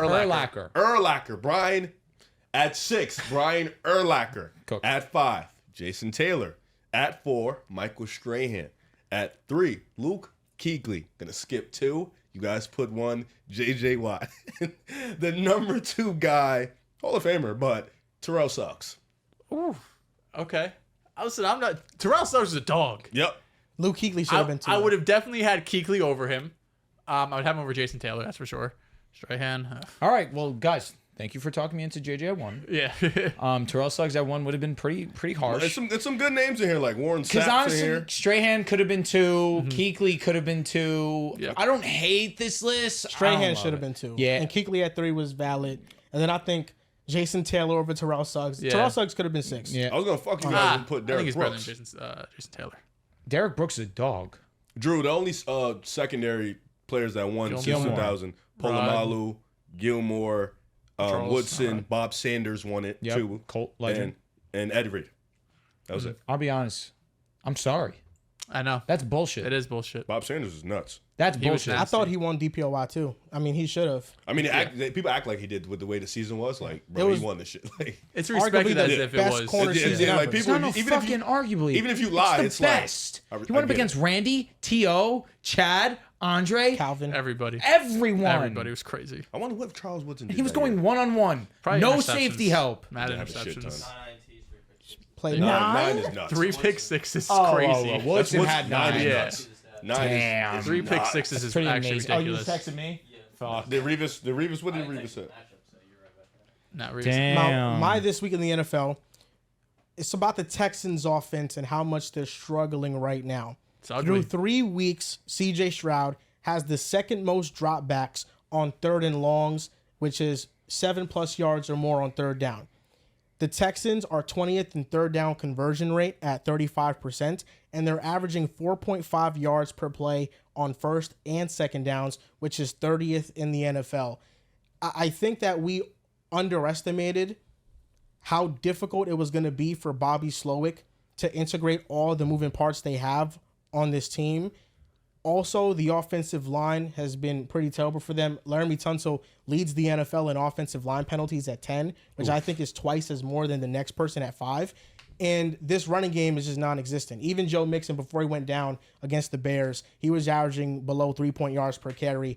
And if the Texans are not going to find a way to get easy chunk yardage, this is what their offense is going to be. They're going to be in 3rd and long situations, and they have faced some good defenses with the Bears and specifically with the Vikings, who I think is an elite defense. But right now, this Texans offense, it looks clunky. It looks like there's a lot of things that Bobby Slowick now has to iron out. There was a play against the Vikings where they had like 5 straight penalties that went from 3rd and 10, and it was like 3rd and 30. It was like, dude, like at that point, I just knew the game was over. But yeah. They got to figure it out for sure, but I think they'll be all right. Was it false starts on Laramie? Laramie came out and he said that that's a offensive line thing, the communication. He basically pinned the blame on like the offensive line just not being on the same page, and that's why he's been false starting. It was loud in that. It was so loud. It was loud. That's fair. I have this week in the NFL another blind ranking. All right, hopefully we do better. 6 now names. we're following the 6 wave. 6 names. Set the tone. No, you cooked. Thank you, bro. Rank these 6 quarterbacks based on how they've played this season. Just this year. We're 2024. I'm locked. First name up, Geno Smith. 3. 2. 3. Just how they played this year. This season. This year. Number 2. I say 3. 3 is not bad, but I feel like we can get. I'm feeling there's not many quarterbacks who've been playing as well as he has. I might say 2 have been playing better. Which is, are we going to get all of them? That's why I say 2. That's why I'm feeling 3 just right in the middle. You know what? I feel like we start in the middle too often. That's why I'm feeling ambitious. Joel, you're the guy. Listen, this is Geno respect. This is 2. Okay. Let's do it. Geno number Listen, 2. have I ever slandered Geno's name? I haven't in every fantasy No, league. you haven't. Okay, next name, Jaden Daniels. 5. Crazy. 3. I think it is a 3. You think so? He's playing really Okay. well. We might get everybody. Look, in the comments are going to say Jaden's 1. What are you doing, guys? Oh yeah, they're gonna 3. say Geno's 1.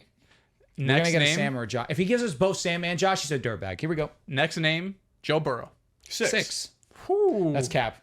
He's 4. Why do we say that? Because we're bullies. We're bullies. He's 4. He's played well against the Okay. Chiefs, and he played well against the Commanders. Yeah, He's 4. 5 touchdowns, 0 Who do we have at interceptions 3? on the season. We have Jaden Jaden. Daniels. Okay, 4 is cool. Yeah, it's 4. No, we were just doing that for the jokes. I wouldn't mind 6. Next name up, Aaron Rodgers. It's 5. 5. Yeah. Okay. We have 6 and 1 open. That's fucked. Question. Do we go 6? Not a knock on Rodgers. No, we can stay 5. We live with it. 5 Okay. and live. Who do We we just- get that's better than That's Rodgers? worse That's or playing better than It's something Rodgers? either Josh or maybe Darnold. If he gives us both Sam and Josh, I'm doubling. I can he's live a with Darnold dirtbag. at 6. But all right, fine. Fuck it. I'm with you. Aaron Rodgers at 5. Next name up, CJ Stroud. 6. 6. We're perfect. All right. Okay. This is the easy All 6. right. We're perfect. Number 1, Sam or Josh. We need Josh. Come Number on. 6, We need Josh you like have crap. CJ Stroud. Number 5, Aaron Rodgers. 4, Joe Burrow. Some basic 3, information. Jaden Daniels. 2, Geno Smith. And number 1, that legend in Minnesota, Sam Darnold. We did a good just job. chefed. Sammy What a boy. list. Put some bass in your voice, man. Don't do that to him. Yo, tell him to eat it. Number 5. Put some damn bass in, man. Speak up. You want to make me a man? Is that what you're trying to say? I can't say it, but yo, bro, you're insane, bro. Yo, that is hilarious. Yo, you're a sick fuck, Joel. This guy's a demon. All right, my this week in the NFL, we've seen quarterbacks beaten, bruised, and battered. Can you name me the 8 quarterbacks that have been sacked double-digit times Never good at this. in the league right now, 2024? How many strikes we get? 2. You guys can just guess. Oh, cool. Double-digit sacks. There's 8 of them. Deshaun Watson. Deshaun Watson is number 1 with 16. Trevor Lawrence. Trevor Lawrence is number 6 with 11. CJ Stroud. Oh, damn. Yeah, you just skipped him, but I respect it. CJ Stroud is number You 7 said with just 11. guess. Yeah, I mean, but it was his typically- turn. You know, like If you you're not went. putting You strikes went. on it, bro. Fuck you. All right, 1 strike. Oh, I did. I'm acting different now. That's wow. But you know got what? 2 already. You're good. You're good, bro. Trust that. You're so I don't have a good. You're strike. good. No, So but CJ was now- on there. Yeah, I said yes. You're right, but it's Joel's turn. That was a little funny, but I'm gonna let that. You slide. got it right, but you're gonna see. Okay, come on. Let me think Paper here. sign. Nope. Jalen Hurts. Drop the. Jalen Hurts. Strike 1. You're out, buddy. Yeah. Go ahead. Baker Mayfield took 4 sacks against the Lions. I think it was 5. 5. I think Aiden. Yeah. I'm gonna go with Baker Mayfield. Baker Mayfield's number 3 with 13. Go ahead. So we have 1, 2, 3. We have Deshaun at 16. You still have to guess 2. You have number 3 with Baker Mayfield at 13. You have Trevor at 6 with 11, tied with CJ Stroud also at 11. Okay. Let's go with Caleb Williams. Caleb Williams number 4, 13. On to you. You're done, buddy. Yeah, don't speak. Jacoby Brissett. Jacoby Brissett, you're out as well. Take us home, Riv. Thank God. That's going to be my next guess. Take us home, Riv. Take us home right now. I You always got see this. him on the floor. Yeah, that When we were on the BR stream, I said this player got sacked X amount of times. Who was that player? How well do you pay attention? I forgot to be our stream. I'll be honest. You're out. Sorry, buddy. Give him a chance to take us home. Can you run me the list again? So you please? have number 1, Deshaun Watson. Yes. Number 2, you still have to guess. Yes. Number 2 is the player that we talked about on BR. Trevor Lawrence. We Said already said that already. You're good. That's- It's okay, all good. okay, all that's good. why I Just needed the guess list. quarterbacks that have taken a lot of sacks. So this we year. have number 1, That's Deshaun. the game, Joel. Yes, it's true. Trying to get that in my brain. So he's right. No, number 1's Deshaun. Number 3 is Baker. Number 4 is Caleb. Number 5 is tied with Trevor and CJ Stroud. And then you have number 8. Will Levis. Will Levis is number 2. That's the quarterback that we talked about. He has 15 I'm sacks taking us taken. home. I'm taking us home. I'm taking us home. How many I need? So you need number 5 tied with Trevor and CJ, Yeah, and you need yeah. number 8. Number 5 and number 8. Give me Anthony Richardson. Unfortunately, it's not going to do it. Not a bad showing from you, Mr. Riv. Do you have a guess? Or was it going to be Will Levis? That was my next guess. It was Will Levis. Because I It was always, my see next him, guess, I too. always see him sacked. I'm just going by the divisions right now. Just say a name. The game's over. Minshew. Minshew is number 5, tied with Trevor and CJ at 11. And we Can you need- bring home number 8? Very doable. Let's do it. Let's do it. Let's do it. Very doable. Let's bring him home. If Kirk I- Cousins. No, along the right lines. Okay. Along the right Somewhere lines. in that division. I wouldn't say that. Well, not mobile. Not mobile. Elite hint. Not mobile. Hasn't been Rodgers. Elite hint. Rodgers Has it been hasn't Rodgers Staffy? is mobile. Motherfucking River Brown. Stafford? Number 8, taking 10 That sacks. makes sense. Yeah, I mean, geez, bro. The Cardinals game, he got sacked fucking like 5 times. So the only quarterbacks to be sacked double-digit times: Deshaun Watson, 16. He's been going through it. Number 2, Will Levis, 15. Number 3, Baker Mayfield, 13. Caleb Williams, 13. Gardner Minshew, 11. Trevor Lawrence, 11. CJ Stroud, 11. And number 8, Matthew Stafford at 10. I don't think I would have ever got Baker. Yeah, Oh, he got killed against the Lions. Yeah, I mean, Aiden Hutchinson is the leading DPOY because of that game. And then the Broncos said, The only 0-3 team that's interesting right now is the Cincinnati Bengals. The He's Tennessee right. Titans. they're the only one that care. is that how you're Nobody really going to cares intro about that? The only the interesting team? Jaguars. Nobody really cares about until He's good Doug at his job. Peterson gets fired. I mean, good at lying. Yeah. And They are now, Riv, interesting. you have a lot to say about the Bengals, I assume. I have questions. What are your questions? Hot. So, first of all, I want to start by saying we have Josh Allen MVP favorite. I feel like we should wait until after the Ravens game, but have more of a stronger case in case he wins. I mean, the brother's been perfect. Perfect. But I was thinking we were talking about his strength of schedule. It's been kind of mid. That's why I was thinking about it. But for your Bengals, I watched the show this morning. I watched Fantasy Reaction this morning. Shout out to my brother. Shout out to you for pulling up. You said you was making some TikTok content. Shout out to you for doing anything. Please go check And he that did out. the weekly blitz last night, I'm For assuming, sure. right? Yeah, Yeah, you yeah. had to. So shout out to him. Check out the weekly bits. He's doing his job. But I have to address you as my brother. I saw the show and I watched a little bit of it. I'm not the biggest fantasy guy, so I tend to just watch We know. 10, 15 minutes to try to. I won this week twice. I tend to just watch 15 minutes just to see what the hype is about. But I skipped. I definitely dragged. And I skipped until this guy's face jumped on the camera. And it happened to be Joel. And, I had to stop to see what he thought about the game. And Joel, I have a question for you. This is just a question. Don't get angry. Don't yell at me, please. I said the same thing to you a couple episodes ago. He's That fragile. was more of my fandom. This is just the Bengals. You're a Burrow guy. You're not really a Bengals guy. That's a good point. You know, Yeah. question. Okay, sure. After the Falcons lost to Pittsburgh, you said they were done. When Philly lost to Atlanta in embarrassing fashion, you said the season is over. The Bengals have lost 3 straight games to New England, to the Chiefs, the game you felt great about and you thought that would be the changing Panic point meter. of the season. Panic meter 0, Baltimore 6. And then you Baltimore's a played 5, I believe. you played Washington. You lost. The defense gave up 30 points, 38 if I'm not 38. mistaken. It was pretty bad. Then you brought up these stats on Fantasy Reaction. How only 6 teams since 1970, some old shit like that. 6 teams since Perfectly executed so far. 1979. 1970. Yeah, Yes. it was crazy, like some mad far thing. And you think the Bengals can do it. I would love to know, why do you feel like they can do it? Because I feel like you've panicked so fast and you've given up so fast on these other teams. What's the difference between this team, which I understand Joe Burrow's great. I'm not saying he's not. I was gonna understand Jamar Chase is 100% back. But that defense is so fucking bad that I just don't see a world where they can do it. Crawl out the mud, 0-3. They gave up 38 points. Jaden Daniels was literally flawless. He had a record day. And then you talked about week 1, how Gesicki drops. You know, the offense just couldn't get no push. There was a lot of drop passes, penalties, all this stuff. So the offense has, been struggling, but they had their breakout game against Washington's defense. So what's the, outside of Joe Burrow, because obviously you can easily grab that and gravitate towards that. Because here's the thing. He has nothing else other than Joe Burrow. I need something else. There's nothing else. A stat that's 6 teams since 1979 I wasn't thought of, that 6 teams have made the playoffs starting 03. I need something bigger than Joe Burrow and Jamar Chase. I really do. So First lock in, of my all, brother. I love that you introduced me as a Joe Burrow guy, not a Bengals guy. Sure. Because when it comes to 'Cause your all of a sudden you're Eagles, my team and your Eagles got the same record. The New York Jets, we're both 2-1 right now. The New York Jets, we're on the upswing. We are too. I know. I'm saying we're both 2-1 right now. We got an even record. And some of your other teams not doing so well, like the Cleveland Browns. the Bills are Whoa, 3-0. whoa. I dropped them. I did. And the Steelers are 3-0 also. Do you have a tweet for the NFL? That's his team now. Justin Fields, it That's not my counts. team. I'm just Justin Fields, it counts. I'm just.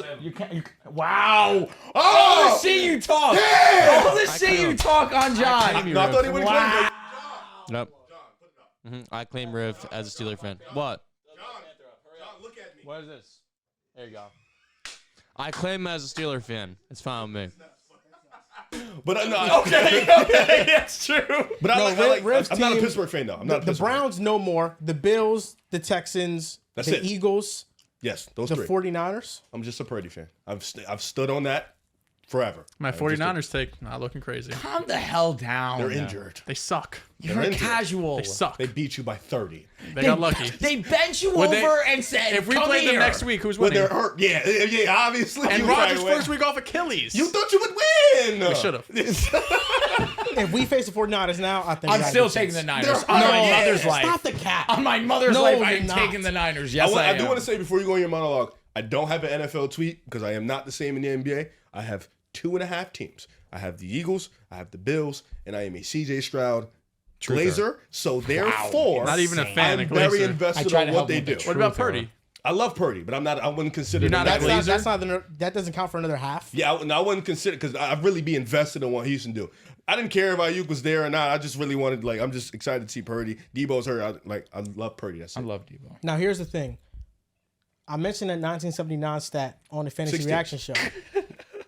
Since 1990, Have you figured out the team? 162 teams What the fuck? have started out 0-3. Only 4 of them have made the playoffs. We're pushing up the timeline. Since 2000, only 1 has done it. Now, here's why the Bengals have some things in their favor. Those teams did not have the luxury of having an extra game in the season, and those teams did not have the luxury of having an extra wild card spot heading into the playoffs. matters. I look at the AFC playoff picture. The Bills, the Chiefs, the New York Jets, the Houston Texans, and the 3-0 Pittsburgh Steelers. Outside of those 5 teams, who are the next 2 teams that you think could make the playoffs? Baltimore. I would say the Ravens and the Cincinnati Bengals if I would have to put money on it. I don't trust the Denver Broncos. Our The defense. Miami Dolphins with Tua. We don't know how severe his injury is and when he's going to come back. You had Chargers getting in, brother. Justin and Herbert Jaguars too, can't has forget a them. high We'll ankle let that go. sprain, Sorry. and he just dealt with a foot injury in the offseason. So Justin Herbert's health, if he's not healthy, the Chargers season is done. It's wrapped up. The Jaguars are a mess. The Colts, Anthony Richardson is too inconsistent. There is a lot of bad teams in the AFC, and that's why I think the Bengals still have a shot. And when I look at the Bengals, usually in the past, their slow starts have been due to the offense not being good. The Bengals offense has been incredible. Joe Burrow has 5 touchdowns to 0 interceptions. All 3 of their losses have been one-score losses. They lost 16-10 to the Patriots. They lost to the Chiefs. A defensive pass interference is why they lost to the Chiefs. Could have very well went on the road and beat them. And against the Commanders, they played great offensively. Some drives, they settled for field goals, and you can look at that and say that was a detriment in the game. But ultimately, this defense couldn't stop a nosebleed. The Commanders had 6 real offensive drives. They scored on all 6. Only 1 was a field goal. I mean, this was the first game since the 1940s that 2 teams participated in the game, and they had no turnovers and no punts in it. And now teams are 27-1 when the offense doesn't have a punt or a turnover, and they have more than 3+ touchdowns. The 1 loss being the Bengals, the 1 win added to that tally being the Commanders, because both of them had flawless offensive performance. I look at the Bengals offense, and this is one of the best offenses in the NFL. This is the good about the Bengals. They produce the best offensive EPA per drive against the Commanders. They are 4th in EPA per drive. They're 1st in success rate on the season. Joe Burrow's completed 70% of his passes with a 107.5 passer rating, and I think the offense will get better as T. Higgins and Jamar Chase get more into playing shape. The bad is that this defensive line is not good enough, and that was not a surprise. I thought the Bengals defense would be better than bottom of the barrel, but this run defense I knew wasn't going to be good. The only thing that I'm kind of shocked about is that just the previous week before facing the Washington Commanders, they were great defensively against the Kansas City Chiefs. They held Patrick Mahomes to one of his worst performances of his career. Right now, the Bengals are 30th in EPA per play. In week 2, they ranked 7th in EPA per dropback and 4th in success rate. This was a top 10 defense that performed when they faced the Kansas City Chiefs. But against Commanders, it was the worst. They were 32nd in dropback EPA. They were 32nd in success rate. My theory is that alongside the personnel, the Bengals just don't get up for these certain games. But this was the wake-up call that they needed to now take every single game from this point on seriously, regardless of the stature of the team. If it's the Chiefs, if it's the Ravens, if it's the Bills, now's your chance. And they have the 4th easiest schedule in the NFL. You look at who they face: the Panthers, the Browns twice, the Giants, the Raiders, the Chargers, the Titans, the Broncos, and then the hard teams are the Ravens twice, the Steelers twice, the Cowboys, and then the Eagles. I think the Bengals can still win 10 games this year, even though they've put them in this type of hole being 0-3, but I still see a schedule that is very winnable. I see a team that can go on a run. The defensive line probably won't be fixed, but we have to understand that in this game, they didn't have Sheldon Rankins or B.J. Hill. And not that those are huge difference makers, but it's better than having Jay Tufele and then Zach Carter, who those were the guys that they had out there. They had the worst pass rushing performance of the season. They only won on their pass rushes 9.7% of the time, which was the lowest of the year. Outside of Trey Hendrickson, nobody else can win. And Lou Anarumo, somebody that has gotten a lot of praise in the past, from me included, he only blitzed Jaden Daniels 11 times in this game. You look at the pockets that Jaden had to work with, and shout out to him for having the game he had. But, I mean, this was the cleanest pocket that any quarterback could have. That's how laughably bad the Bengals defense was, and they could not get a stop. You look at the last drive that the Commanders had when they iced the game.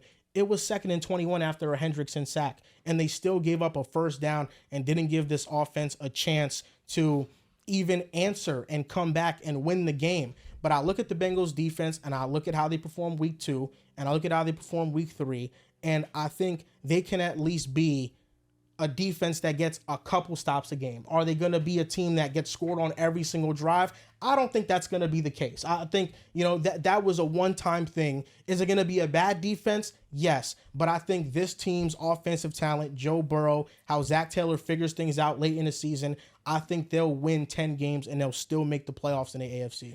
That shit's cute. It's real cute. The Bengals start off 0-3 and they get a wake-up call after losing to the Commanders, who going into that game, you're a touchdown favorite at home. Real nice though. Nice way to spin it. Bengals, that's your guy. Joe Burrow is your guy. So just a wake-up call. That's all it is. Reality of the situation. We're talking about the reality. They can still make the playoffs. Like, sure, they can make the playoffs. The schedule is light, right? They have a good quarterback. But we weren't entering this season being like, oh, yeah, Bengals are a playoff team. The Bengals enter every season trying to win a Super Bowl. And they've been the toughest opponent for the Kansas City Chiefs. They showed it in week 2 when they get up for that game. They had the luxury of being able to choose what games to get up for. God forbid you get up for every game. You could be 3-0 right now because you're facing New England and the Commanders. But we go into the season, this isn't a team that's a playoff team. It's a team that should be competing for a Super Bowl. And right now, they don't look anything close to a Super Bowl team. Offensively, they've been great. Sure, I don't have any problem thinking that they're going to be a great offensive team. Just lost Trent Brown, likely for the season, right? He just had a pretty major knee injury there. The run game, when they have used it, it's been efficient actually. It's been like top 4, top 5 in terms of success rate, but they're 31st in attempts, right? You were in a dogfight in week 2 against KC in the high-scoring game in week 3 where you just didn't get a lot of attempts going.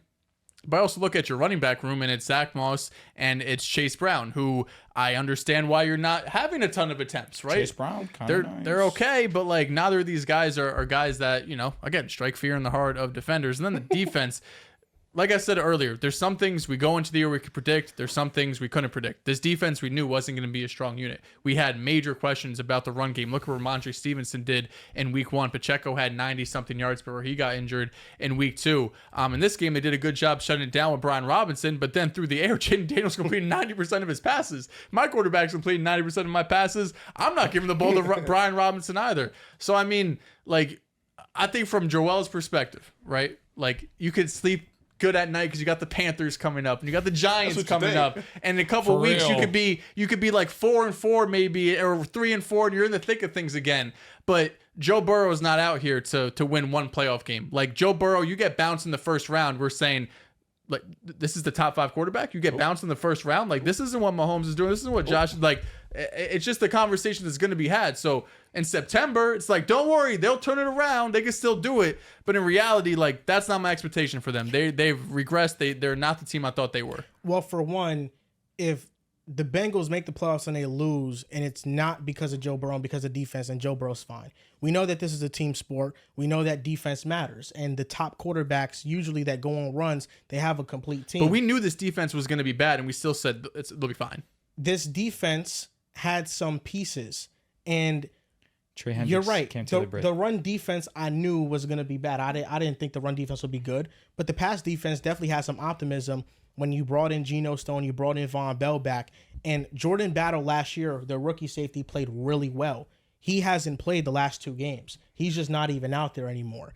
And really what this has been more than anything has been an organizational failure. And I don't want to I'm going to go here because Joe Burrow might be becoming Justin Herbert with the way the organization is building around him.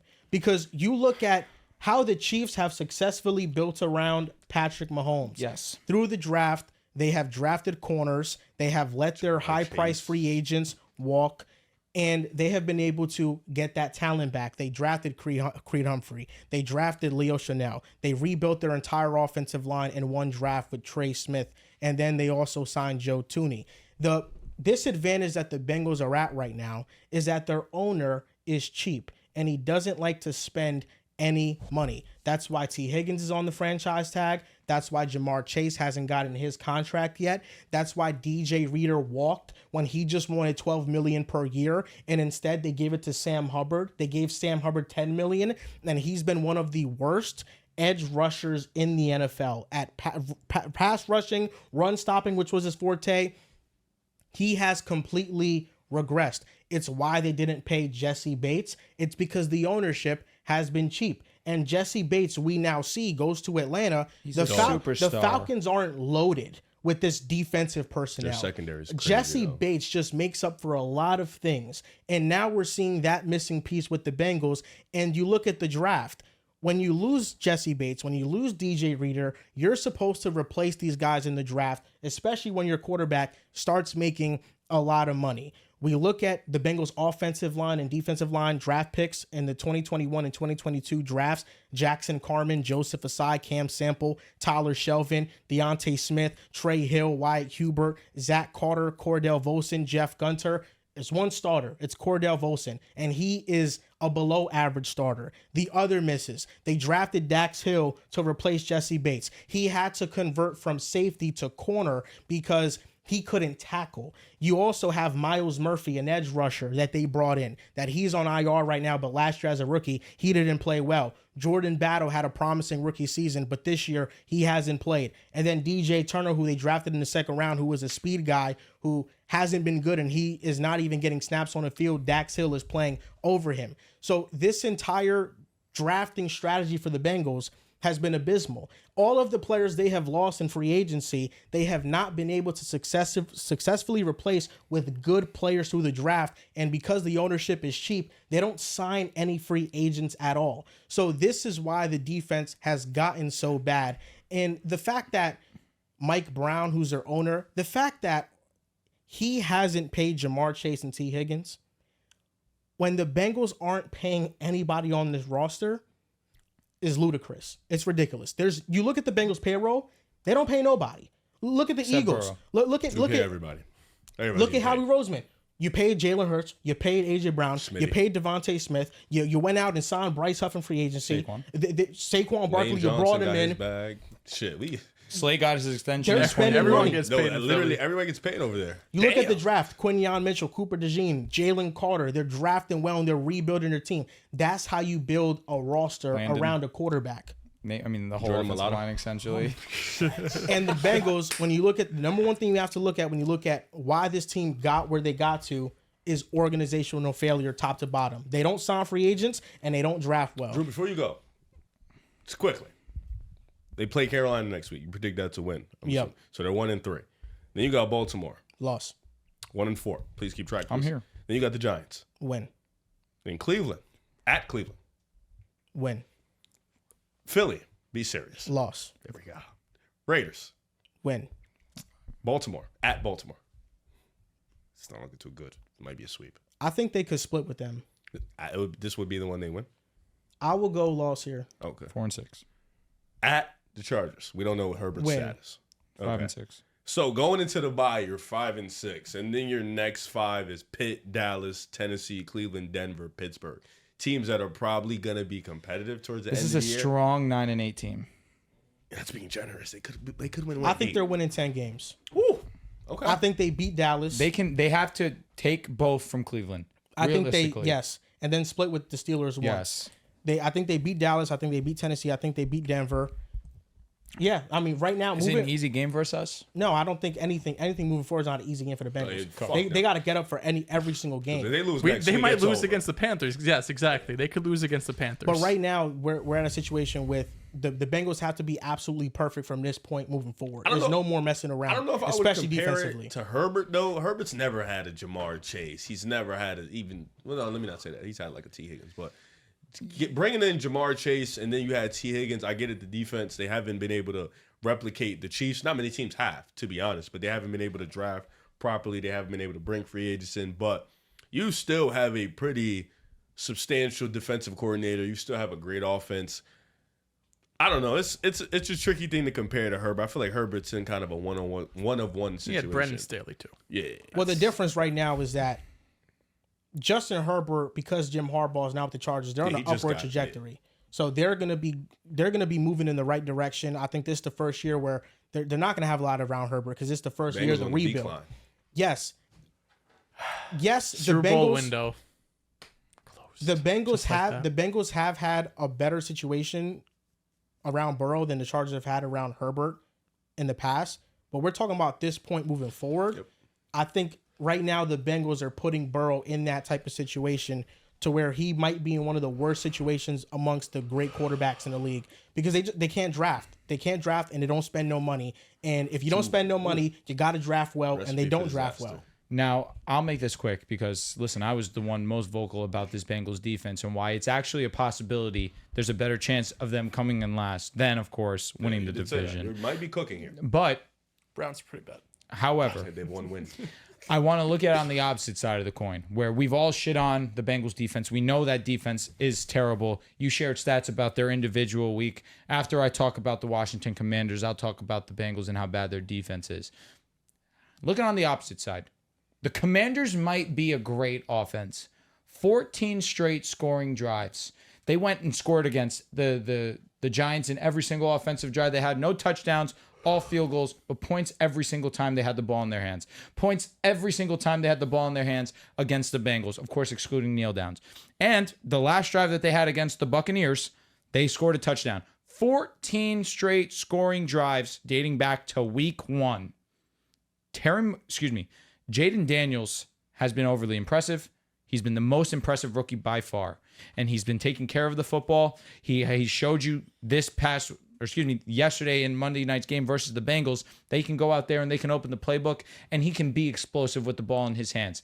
5 of 8 on third down, 3 for 3 on fourth down. Trusting the rookie on 4th and 4 with the game on the line shows me already that they have the utmost faith that Jaden can go ahead and carry this offense. You mentioned Terry McLaurin. We got into a screaming match over it early on. Terry McLaurin's in this offense. Brian Robinson has been a legitimate stud for them. And also, Austin Eckler has been as well.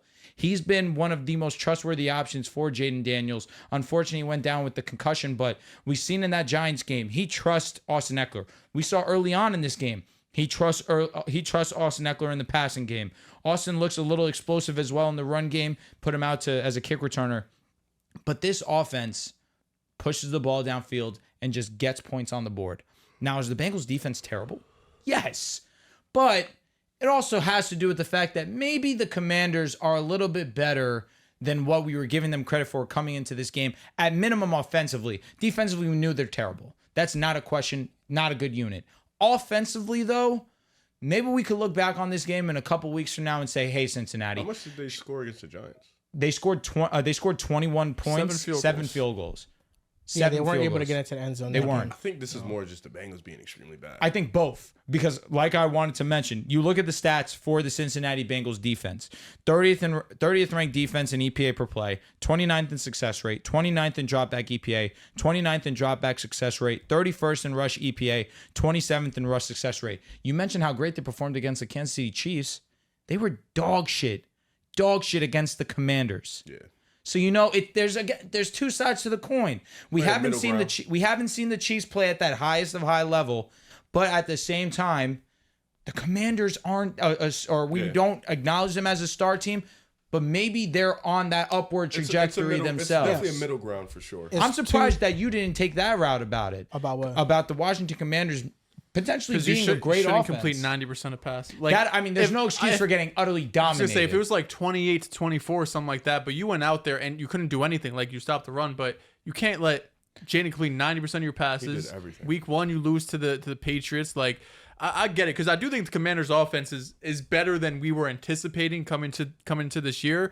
But like, I mean, it's not a top 10 unit, I don't think, right? I don't think at the end of the year it's going to be a top 10 unit unless Jaden Daniels really breaks out. But we were going into this matchup there'll be some points scored on both sides, but this is a game that the Bengals got to take. Like, Lou Anarumo up against a rookie quarterback in Cliff Kingsbury's system. Like, this should be cake, at least for the Bengals in any game they're going to have this year. But you do know the personnel is just not that good. But here's the reason, though, I didn't take that route. Now you felt him? Yeah, some New York See, that you were talking shit on him earlier. Now he started going with a little twang. Like, what you mean? Heard What did I you. say? Cake? This should be cake? Yeah, Just the way that you just delivered that. And when you said Cuzzo in the text the other day, it moved me The back. Bengals showed me that they could play good defense against the Chiefs. That's why I was so surprised that they laid a dud against the Commanders. And that's why there's a lot of stock that I'm now taking out of Lou Anarumo, because Jaden Daniels in college was not good under pressure. And you couldn't get pressure with the 4-man rush, and you only blitz him 11 times. At some point, even if you're going to get scored on, you need to take risks to force some negative plays. Jaden Daniels was amazing on the run. He was perfect. He had a tremendous game, and I do think the Commanders are going to be better than what we think they're going to be. I think maybe this is a feisty 6-7 win team now.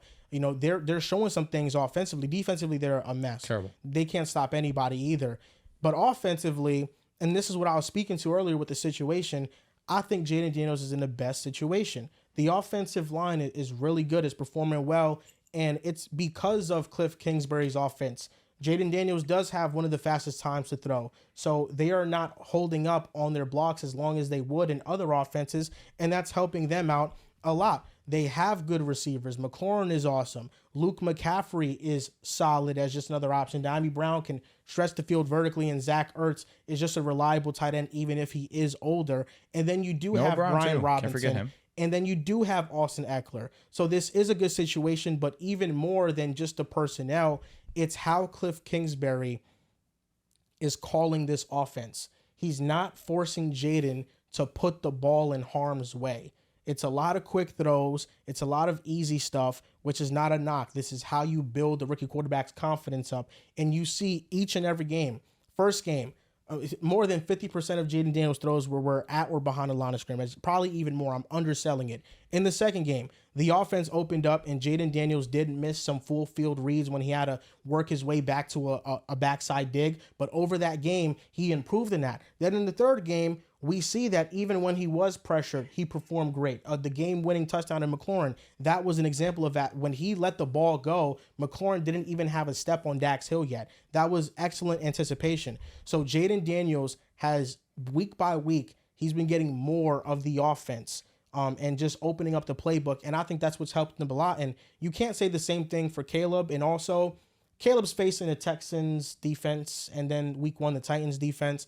I do think the Commanders are good, but I think the Bengals and the Giants are porous defenses, and we do have to wait and see Jaden Daniels play some better defenses and this Commanders offense as a whole and see how it performs. They get Arizona next week, though, so Jaden Daniels is probably going to go out there and put up a great week. I don't think the Giants defense is that bad.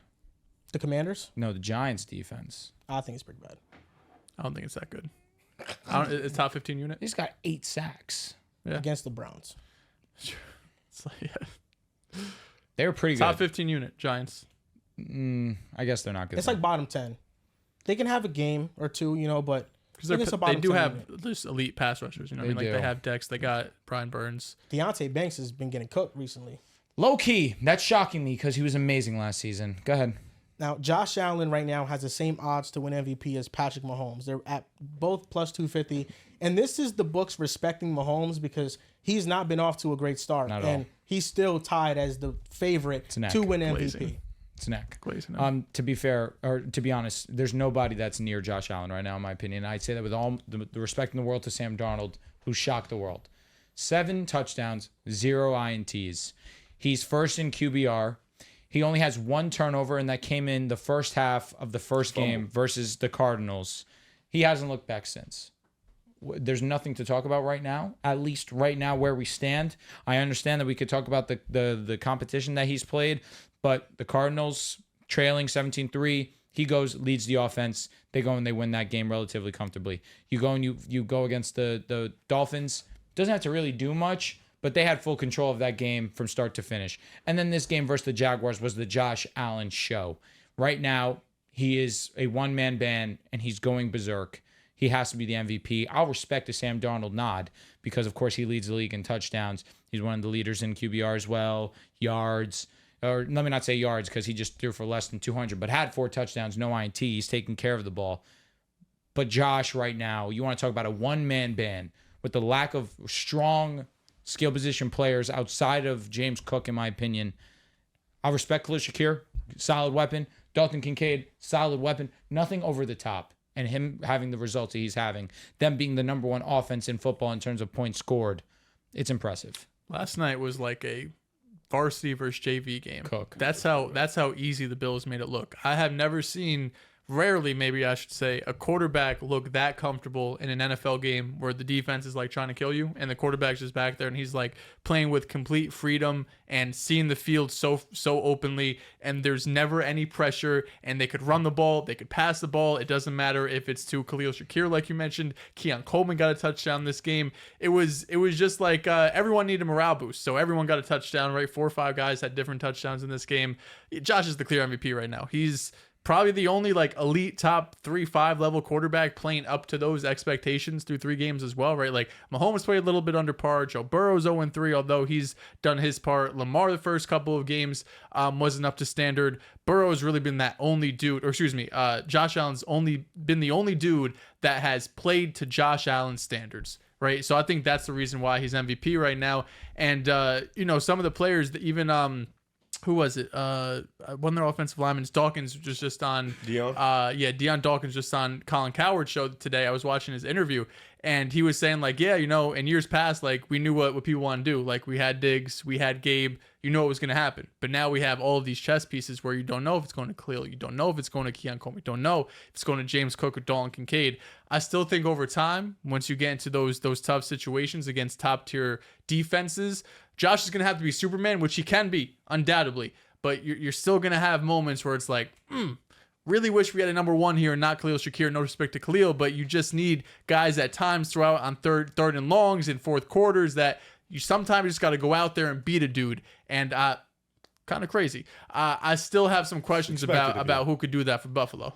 Yeah, beat a who now? I'm not shocked you said it. Beat a who now? Beat a dude is nuts. I would say this though. I think his MVP campaign starts Sunday night. You got Sunday night important game at Baltimore. Then next week at Houston. After that, Monday night primetime at New Jersey, the Jets. They play them. Then after that, you play Tennessee. Then you got at Seattle. Then you play Miami. You play the Colts. And then you play Kansas City. Then that's your bye.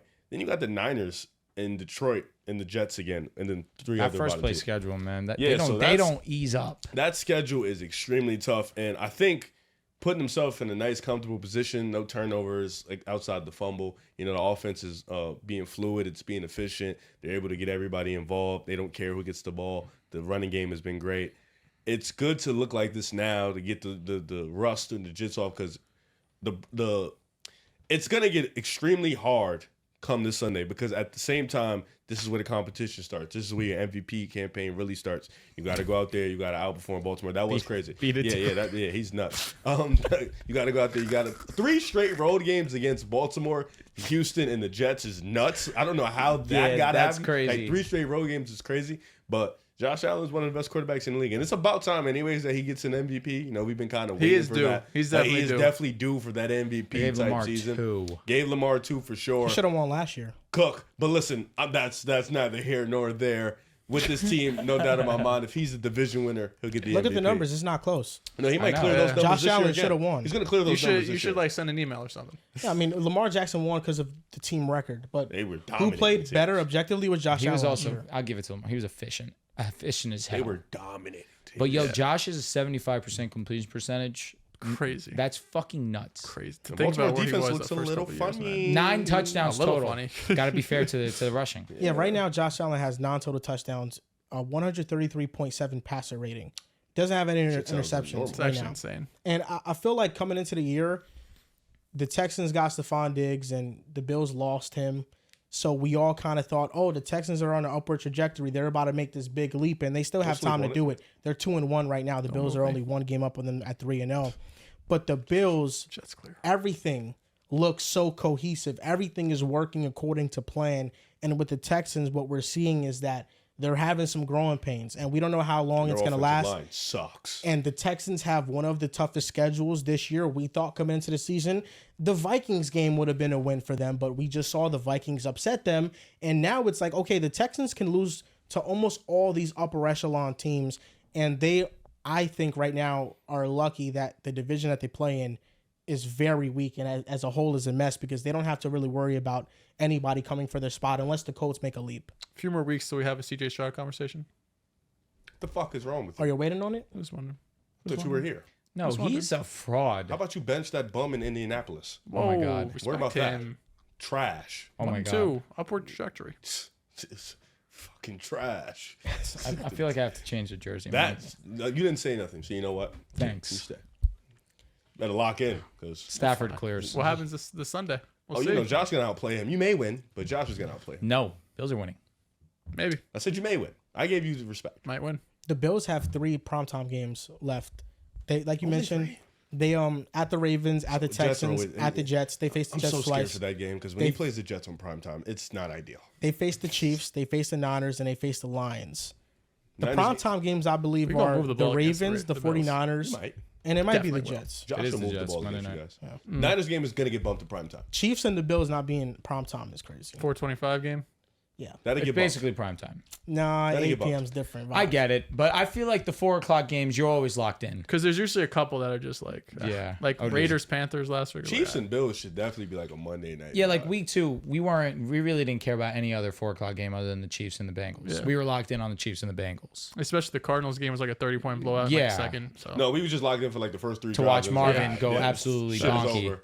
Now we talked about this in the overreactions, but let me the get my Jaguars list up. lost their 8th straight game. They posted the 6th worst loss in their franchise's history, losing 47-10. And this year, Trevor Lawrence completed 53% of his passes, 2 touchdowns, 1 interception, 75.1 passer rating, and he's been sacked the 6th most of any quarterback. And last 8 losses have been to the Bills, Browns, Dolphins, Titans, Buccaneers, Ravens, Browns, and Bengals. The Jaguars' last one came with C.J. Beathard, not even Trevor Lawrence. And a lot of the comments that I see whenever Trevor Lawrence gets discussed with the Jaguars as a whole, when people point to the coaching first and not Trevor Lawrence first, people say, when are we holding Lawrence accountable? Urban Meyer failed, and now we're putting the blame on Doug Peterson because of Trevor Lawrence. And listen, I think a couple things can be true. I think that the Jaguars' coaching is terrible. They don't have an offensive line. They don't have a running game. They don't have a good play caller or play designer at all. At the same time, Trevor Lawrence is playing very bad. Like, he is not uplifting this situation whatsoever. And each year, his sack rates have been increasing, which is a problem because he came into the league with elite level pocket presence, and now that's gone. And he just looks rattled. And I don't know what the next step for the Jaguars is post firing Doug Peterson, because they have to find a way to bring in a head coach that can now salvage what's left of Trevor Lawrence before it's too late. It's been ugly. You look at last night's game, and Joel, I know you mentioned it as your overreaction. He's cooked. it's broken. So I don't overly disagree. And listen, I was very vocal this offseason. I believe in Trevor Lawrence, especially after getting Brian Thomas. You get another weapon that I was extremely high on, still am high on. We've seen recently them start to give him more opportunity, specifically talking about last night. Of course, when you're in a blowout loss, you're trying to force feed and pass to try and make up ground. But 0-7 in his last 7 games, averaging 230 passing yards, 10 touchdowns, 7 INTs since entering the league, leads the league in turnovers. It's not ideal, especially when you had that generational tag put on your name. And I think that was deserved. He came in, he had every trait that you would want. Strong arm, accurate, mobile, anything you want, great processor. This offensive line has ruined his psyche. And not to compare the two talents, because I still believe that Trevor Lawrence is a much better talent than Daniel Jones. But what people love to do is now compare the stat lines between the two. I wouldn't do that. Him and Hurts. But what I want to do is compare how Daniel Jones, his rookie season, 24 touchdowns, 12 INTs, fumbled the ball a ton. But we saw him regress year after year because this offensive line was putrid and he had no weapons to throw to. It takes a toll on your mind of, can I trust the people in front of me to stay in this pocket and deliver the ball deep down the field, or at least push the ball vertically in some aspect? You look at what's been happening with the Jaguars and Trevor Lawrence. He's not comfortable in that pocket anymore. He doesn't trust the guys in front of him. And with that comes bad decision making because you're trying to play superhero ball, but you're not, bless you, John, you're not at that level that you can go and do that on a consistent basis right now. You don't have the personnel to go and do that on a consistent basis. So to me, I look at Trevor, and the truth is the truth. He's regressed in ways that you don't want to happen, and you need to, especially with this financial situation that you have now put yourselves in by making him tied for the most money paid annually for a quarterback year to year. You need to make sure We get him an offensive line because if you can't protect Trevor, you lose the talent that is Trevor Lawrence. Yeah, he's broken right now. You mentioned the sack rate increasing. Has the highest sack rate in the NFL, over 11%, which is just insane. That's dumb. Completion percentage, I mentioned it earlier. This is a bottom 3 completion percentage in the NFL. He's down there with Anthony Richardson and Deshaun Watson. I mean, it's gross what we're seeing right now from Trevor Lawrence, and it really is chicken or the egg type situation when you think about all the issues that's gone on in Jacksonville and all of the issues Trevor Lawrence himself has had. I still think once this coaching staff gets fired and we have these Ben Johnsons and, Bill Belichick's and all these dudes, Clint Kubiak even possibly, depending how the rest of the season goes for New Orleans, I still think Jacksonville is going to be one of the top options for a lot of these guys because there's still something there with Trevor Lawrence, right? Trevor Lawrence is broken right now, but he's not unfixable. Right, he was broken as a rookie. Then Doug Peterson comes in, you get a little bit of stability. Year 2, a complete bounce back, and it's like, all right, now Trevor's on. He's on a path that we were expecting him to do. A couple more years with Doug Peterson and hasn't been able to work out. So while I think he's broken right now, I'm not out on Trevor Lawrence, the NFL player. But when you look at all of the issues that's going on with this team, it'd be difficult for any quarterback to come in and be able to uplift this situation with bad play calling, offensive lines, and questionable management just around the roster as a whole, and even drafting in a lot of cases too. Although I think Brian Thomas has been a star up to this point. But right now, I mean, this is a Jags team.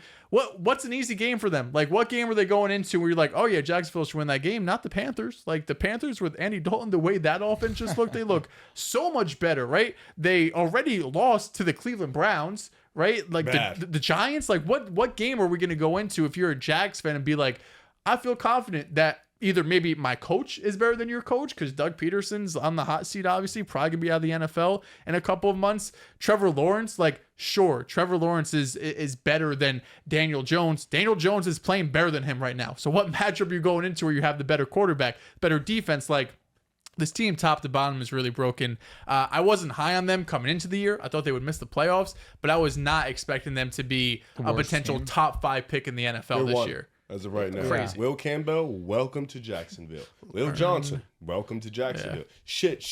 What's his name? Travis Hunter, welcome to Jacksonville, because this is where this team is heading. They will be heading for a top 5 pick.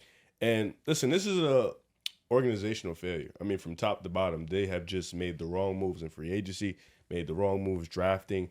Unfortunately, Trevor Lawrence was supposed to be in those conversations with Joe Burrow, Justin Herbert. Like, he was that type of dude coming out of college. He was supposed to really be one of the faces of the NFL, and it's been nothing but up and down progression, up and down seasons. Half a year I'm great, half a year I'm struggling. And, of course, it's not all his fault, but this year you really can see how that offensive line and the play calling is really just messing with his mind and having him overthink plays or having him just not make the right reads and, miss open receivers. And it's been a struggle. This year it's been a struggle for him. And it's tough for a player of that talent to kind of lose himself with this team. And like Doug Peterson, I mentioned it before, he's gone. Like, he's fired. They're going to be looking for a new staff. But it sucks because you went from Urban Myers to Doug Peterson. You have not brought a good staff and a good consistent staff for Trevor Lawrence to build with, to kind of build a relationship with, to trust in. And now he has to go do a new situation in the offseason, trust another head coach, trust another OC, DC, whatever it is, and now go try to trust another offensive line. This offensive line has been a problem since Trevor Lawrence has got here. And, it's unfortunate because you mentioned the sack rate. I think of Andrew Luck, and it's not as severe as Trevor Lawrence because he obviously didn't get banged up like Andrew Luck did. But I think of Andrew Luck because year after year, the Colts failed to provide him with an offensive line to help Andrew Luck's career prolong. Andrew Luck was a special generational talent. He was legit one of them dudes, a great player in his own right. He was amazing for the Colts, and the Colts refused to provide him with the help he needed. And I'm not saying that is Trevor Lawrence, but situation as in the Jags have refused to provide Trevor Lawrence with the things he needed. He's a great talent. He's a guy who can uplift, but not everybody can uplift this much. Like, this is a fucking LeBron-like uplift that Trevor Lawrence is just not that type of dude.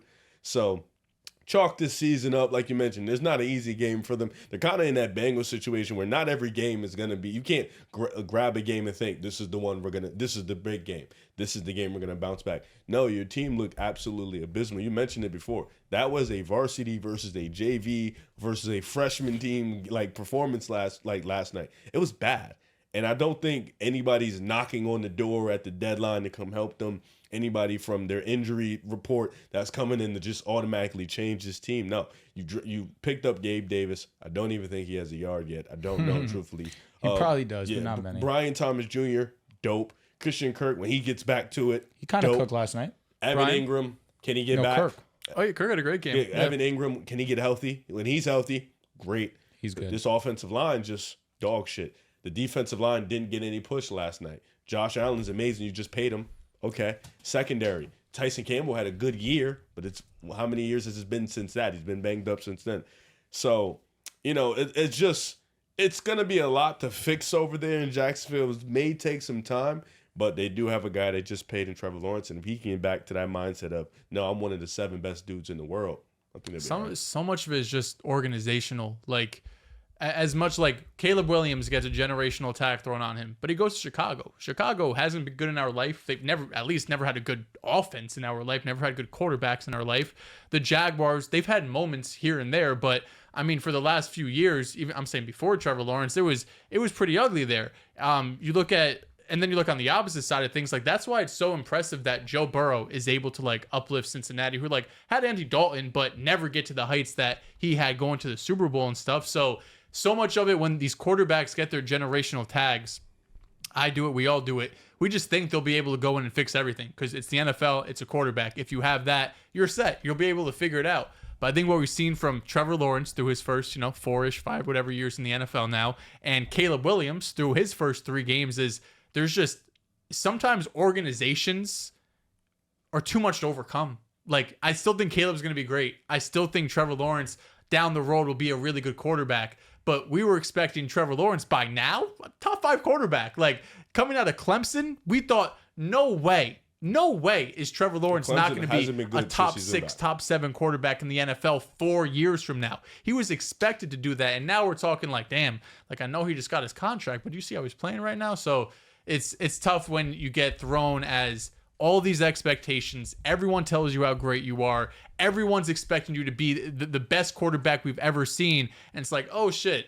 Well, Jacksonville hasn't really done much, and now I got to come in and figure this all out by myself. And then to pile it on, you're going to give me bad coaches, and so it's just tough, man. I feel for him in a part because like I still think he's great. He's been dealt a tough hand these last few years. We're in a weird phase where all the quarterbacks that teams give up on, they went to good situations and they're not playing well, and the talented quarterbacks they're not surrounded by much.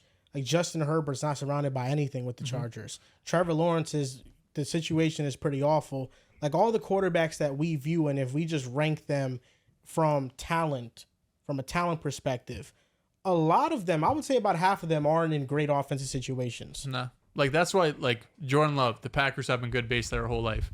Even Brock Purdy now, like the 49ers Amazing. have been good for a whole Staffy. life. Like even maybe not the Vikings as much. Vikings had some good years though, like with Brett Favre and AP. Like shit, even that year with Case Keenum, it was dope. Philadelphia has been Philly good for a good sure. portion. Like it's just so Cowboys much of it is just have been good for a good portion. when you have this winning culture and you win a lot, like it's just able to work. It is. Now on to the last segment. We're gonna rank 3-0 teams by who's been the most impressive on their road to being 3-0. We should have similar lists. Number 5, Pittsburgh Steelers. I have Seattle. John, I say it with love. I mean, I just look at the offense for the John, Seahawks. who should you be and that's over? what moves me a little bit more. Who should we be over? Seattle. Maybe. That's it. Just Seattle. I have to put Minnesota above the Steelers. They deserve a lot of credit. Like the Steelers' defense, not their offense. The caveat with these 3-0 teams is that I think the Seahawks are better than the Steelers. I do too. I think the Steelers 3-0 start is more impressive than the Seahawks just because of who they've played. That's how I rank That's it. But I think the Seahawks are a better team. And to me, it's not really that much of a debate. What was the question? most impressive 3-0? Yeah, Yes. so I would assume So- it's who they played. If we're saying by impressiveness, is that impressiveness a word? Sure. Okay. Most impressed. Most impressed. Thank you. Most I would, impressive. I would That's literally have who's most been the most. impressive. Here we go. I would have Seahawks 6, Steelers 5. I still feeling confident in what I'm saying. You mean Seahawks 5, Seahawks 5, Steelers yeah, 4. go. Five. There's only 5 teams. Correct. Oh, excuse me. 5-4. He's so used to the blind rank because you fucked him up. Yes. Number 5, I'm still going to stick with the Steelers. Their defense has been extremely impressive. Their offense is still leaving stuff to be desired. I look at Wouldn't number that make 4. it more impressive that they're winning with that? How type many of offense? touchdowns, John? 2 or 3? Not No, necessarily. for Just the- because of the defense the playing great. offense. 3 touchdowns. Okay. You know, the thing with the Steelers is that their defense is great. They're first in EPA per play right now. The only asterisk is really who they've played. It's the Falcons, it's the Chargers, and then it's the Broncos. That's the only thing. But their defense, we're not really going to question. Maybe they struggle against better offenses. We don't know yet. It's really their offense. Like Justin Fields, for all the tweets that I see about him being 3-0 and he's winning and all this, he's 22nd in QBR. I mean, this still isn't an average starting quarterback. He's not giving that level of production. He is not turning the ball over. He's playing it safe. The good thing about his game is Dehls mentioned it earlier that he has brought down his time to throw and he's throwing to the middle of the field. Those are things that he didn't do in Chicago. So there's a lot of room for improvement with Fields. But when just talking about like his play, the first 3 games, yeah, it's been below average. I still want to see him get more involved in the run game. Like Najee Harris, their rushing offense has not been good. Like No. it's one of the worst in terms of success rate, EPA. It's been bottom of the barrel. Justin Fields is their most explosive rusher. Like we have Easy. seen him in Chicago rip off 60, 70-yard touchdowns. He's that type of athlete. So I was expecting, honestly, Arthur Smith to use him a bit more, but it really might be like we want you to work in the pocket. When things aren't there, you could take off. But I'll say this. He's way better than Kenny Pickett. He is. And Way also, is it alarming, John, that he won't name him flat out the starter? It's not alarming because he wants to keep Tomlin. This is the opponent on their toes. And I'm not going to lie to you guys. I'm really worried the Steelers are going to blow this game in the Colts on Sunday. I've been a fan of this team for 14 years. I've seen games like this. There's so much momentum. But watch it, Riv. Let's look at the leaderboards. But I agree with what Tomlin's doing because I feel like at some point Russ does deserve an opportunity to start. Even if it doesn't work out, I feel like going to him is a good thing to do. But with how Fields played in week 3, he's clearly the best option for this team going forward. So, Riv, you do not owe me for shit. Do I own Riv? Yes, please don't say yes. Yeah. Yes, I do. This is a setup. You are now officially. Yeah, Got it. you're cooked. Now, the third team on this list, because of the Bills win, I have them at 2. The Chiefs are 3. Just because all their games have been close wins. Ooh. The Bengals are 0-3 right now. I so think we it's don't still a have the great same- win. I have the Bills 3. Why Yeah. has their 3-0 start not been more impressive than the Chiefs? The Chiefs have played the Bengals, the Ravens, and the Falcons. And I understand in hindsight, we may view these 2-3 teams differently in a different light. To me, it doesn't matter. The Ravens were contenders coming in. They went in. They handled business. They went against the Bengals, although ugly, were able to skate away to W and move on to week 3. Against the Falcons, same thing. Didn't play a clean game, but was still able to go out there against a team who just had a huge win in the last seconds of a game versus the Philadelphia Eagles. And they still went out there on the road and still were able to take home a victory. That's what kind of does it for me. I look at who has looked better, the Bills, but who's beat better competition. It's Kansas City, and that's they don't have an argument for one because number one, we all collectively, I'm assuming Minnesota. Yes, Minnesota. Because they, on top of playing good competition, They're have also dominating on both dominated. ends. The one was undeniable. It's Minnesota, but the difference between these two is the Chiefs have more impressive wins, although they haven't looked as impressive. Yeah, the Bills have just been so dominant, right? Like, I get it. The competition hasn't been as good, Yeah. but they've just been so great on both sides of the ball. I gave them the slight edge over KC. fair. I get it. And I don't want to get it backwards because I was talking about the Steelers and the Seahawks, but the Steelers and the Seahawks haven't really dominated any of their, 6 games. Like, this Seahawks-Dolphins game was probably the closest to it, but even still, it was 17-3. Dolphins had the ball in the red zone, Yeah. and they kind of screwed shit up. So it wasn't like this absolute clear victory for the Seattle Seahawks. But I would just have the Bills one spot ahead of them because although KC the competition's better, I mean, Buffalo's embarrassing people. You know what I mean? Outside of week 1, and week 1's a 2-touchdown comeback, right? So I would have them one spot higher. That's the reason for me. I mean, the Chiefs, all of their 3 wins have been one-score victories. The Ravens and the Bengals games coming down to the final seconds of the game, and the Bills have just dominated. I mean, the Miami Dolphins, we all thought were a playoff team, and even before Tua got injured in that game, he threw 3 interceptions. I mean, the Bills were toying with them in both ways, both sides of the ball. And then against the Jaguars, I mean, we thought that maybe the Jaguars might bounce back after losing a game to Cleveland, and the Bills just demoralized them. Not against. I mean, John this took guy the did. Jaguars but like a He's dumbass. the only guy who I'm not had saying that bounce Jags back team. and winning the game. I'm saying just bounce back and playing I better. wasn't expecting Yeah, 30 when I point heard blowout. bounce back, I just thought Because I knew win the game. Bills were going to win. I just Yeah. didn't know they were going to beat them by 37 points. Yeah, for me, mine was pretty simple. I just did it about who just looked better. Not looked better. Who has the most impressive wins? Most attractive wins. For sure. That definitely plays That a might help factor. you out, honestly. Seattle was at 5 for me. Pittsburgh was at 4. They're interchangeable. I feel like those two. I get it. They haven't played too much competition. The one, I guess, best victory is Pittsburgh versus Atlanta. Atlanta's better than all the teams Seattle's played so far. That's why I had it over. You know what? Fair. And at 3, that's where I had Buffalo for me because I do think they're dominating all these teams. But Jacksonville, you kind of expect them to win. Miami, for me, in my mind, I expect them to win. I'm not surprised that they dominated them. It has happened before. And then Cardinals, close game. With the Chiefs, they're beating tougher competition. These 3-game stretch of Baltimore, Bengals, and Falcons, pretty tough for a lot of teams. Like really, really tough. I don't know if a team like Pittsburgh or Seattle is coming out of it 3-0, 2-1, 1-2. So I got to put the Chiefs over because even though it's been close, they've beat some really great teams that I view as really high. And then number 1, of course, no doubt in my mind, Minnesota. They've dominated on both ends, offense and defense, while playing top-end talent. The most impressive thing about the Chiefs really has been they have been winning these games and Mahomes hasn't played well. Yeah, that's Just what's fucking upsetting. nuts. That's what's scary. Yeah, and it's also impressive that they're able to just win if he doesn't play well. When are they going to go to hell? He just plays well in the right opportune moments. That's really what clutch. it comes down to. In the Ravens game, he was really great. And you also saw he said, we're trying to get the ball to Travis Kelce. They're putting 2-3 bodies on him at all times. That's kind of nonsense. He also just doesn't look that great. And Kelce, also, that why is. are you putting 2-3 bodies on Kelsey when Rasheed Rice is the best weapon on That's the why team? Rasheed's eating right now. OD. Travis Kelce, man, you always got to have that respect. Rasheed Rice is a goat. I'll be honest, they're finessing teams by being like, oh yeah, put 2 on Kelsey. Oh yeah, 1-on-1 with Rasheed Rice. Yeah, no, it's okay. Trust me. Bro's going out there fucking could lead the league in receiving yards. And that's going to do it for this episode of the Pick Us Out Podcast, episode 411.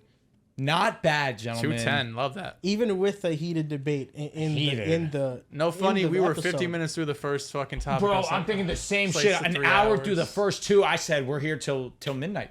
Thank God we didn't do that. The Right? week coming 3 tomorrow. overreactions just took such a large portion of the podcast. That's really what it we was. said rapid fire.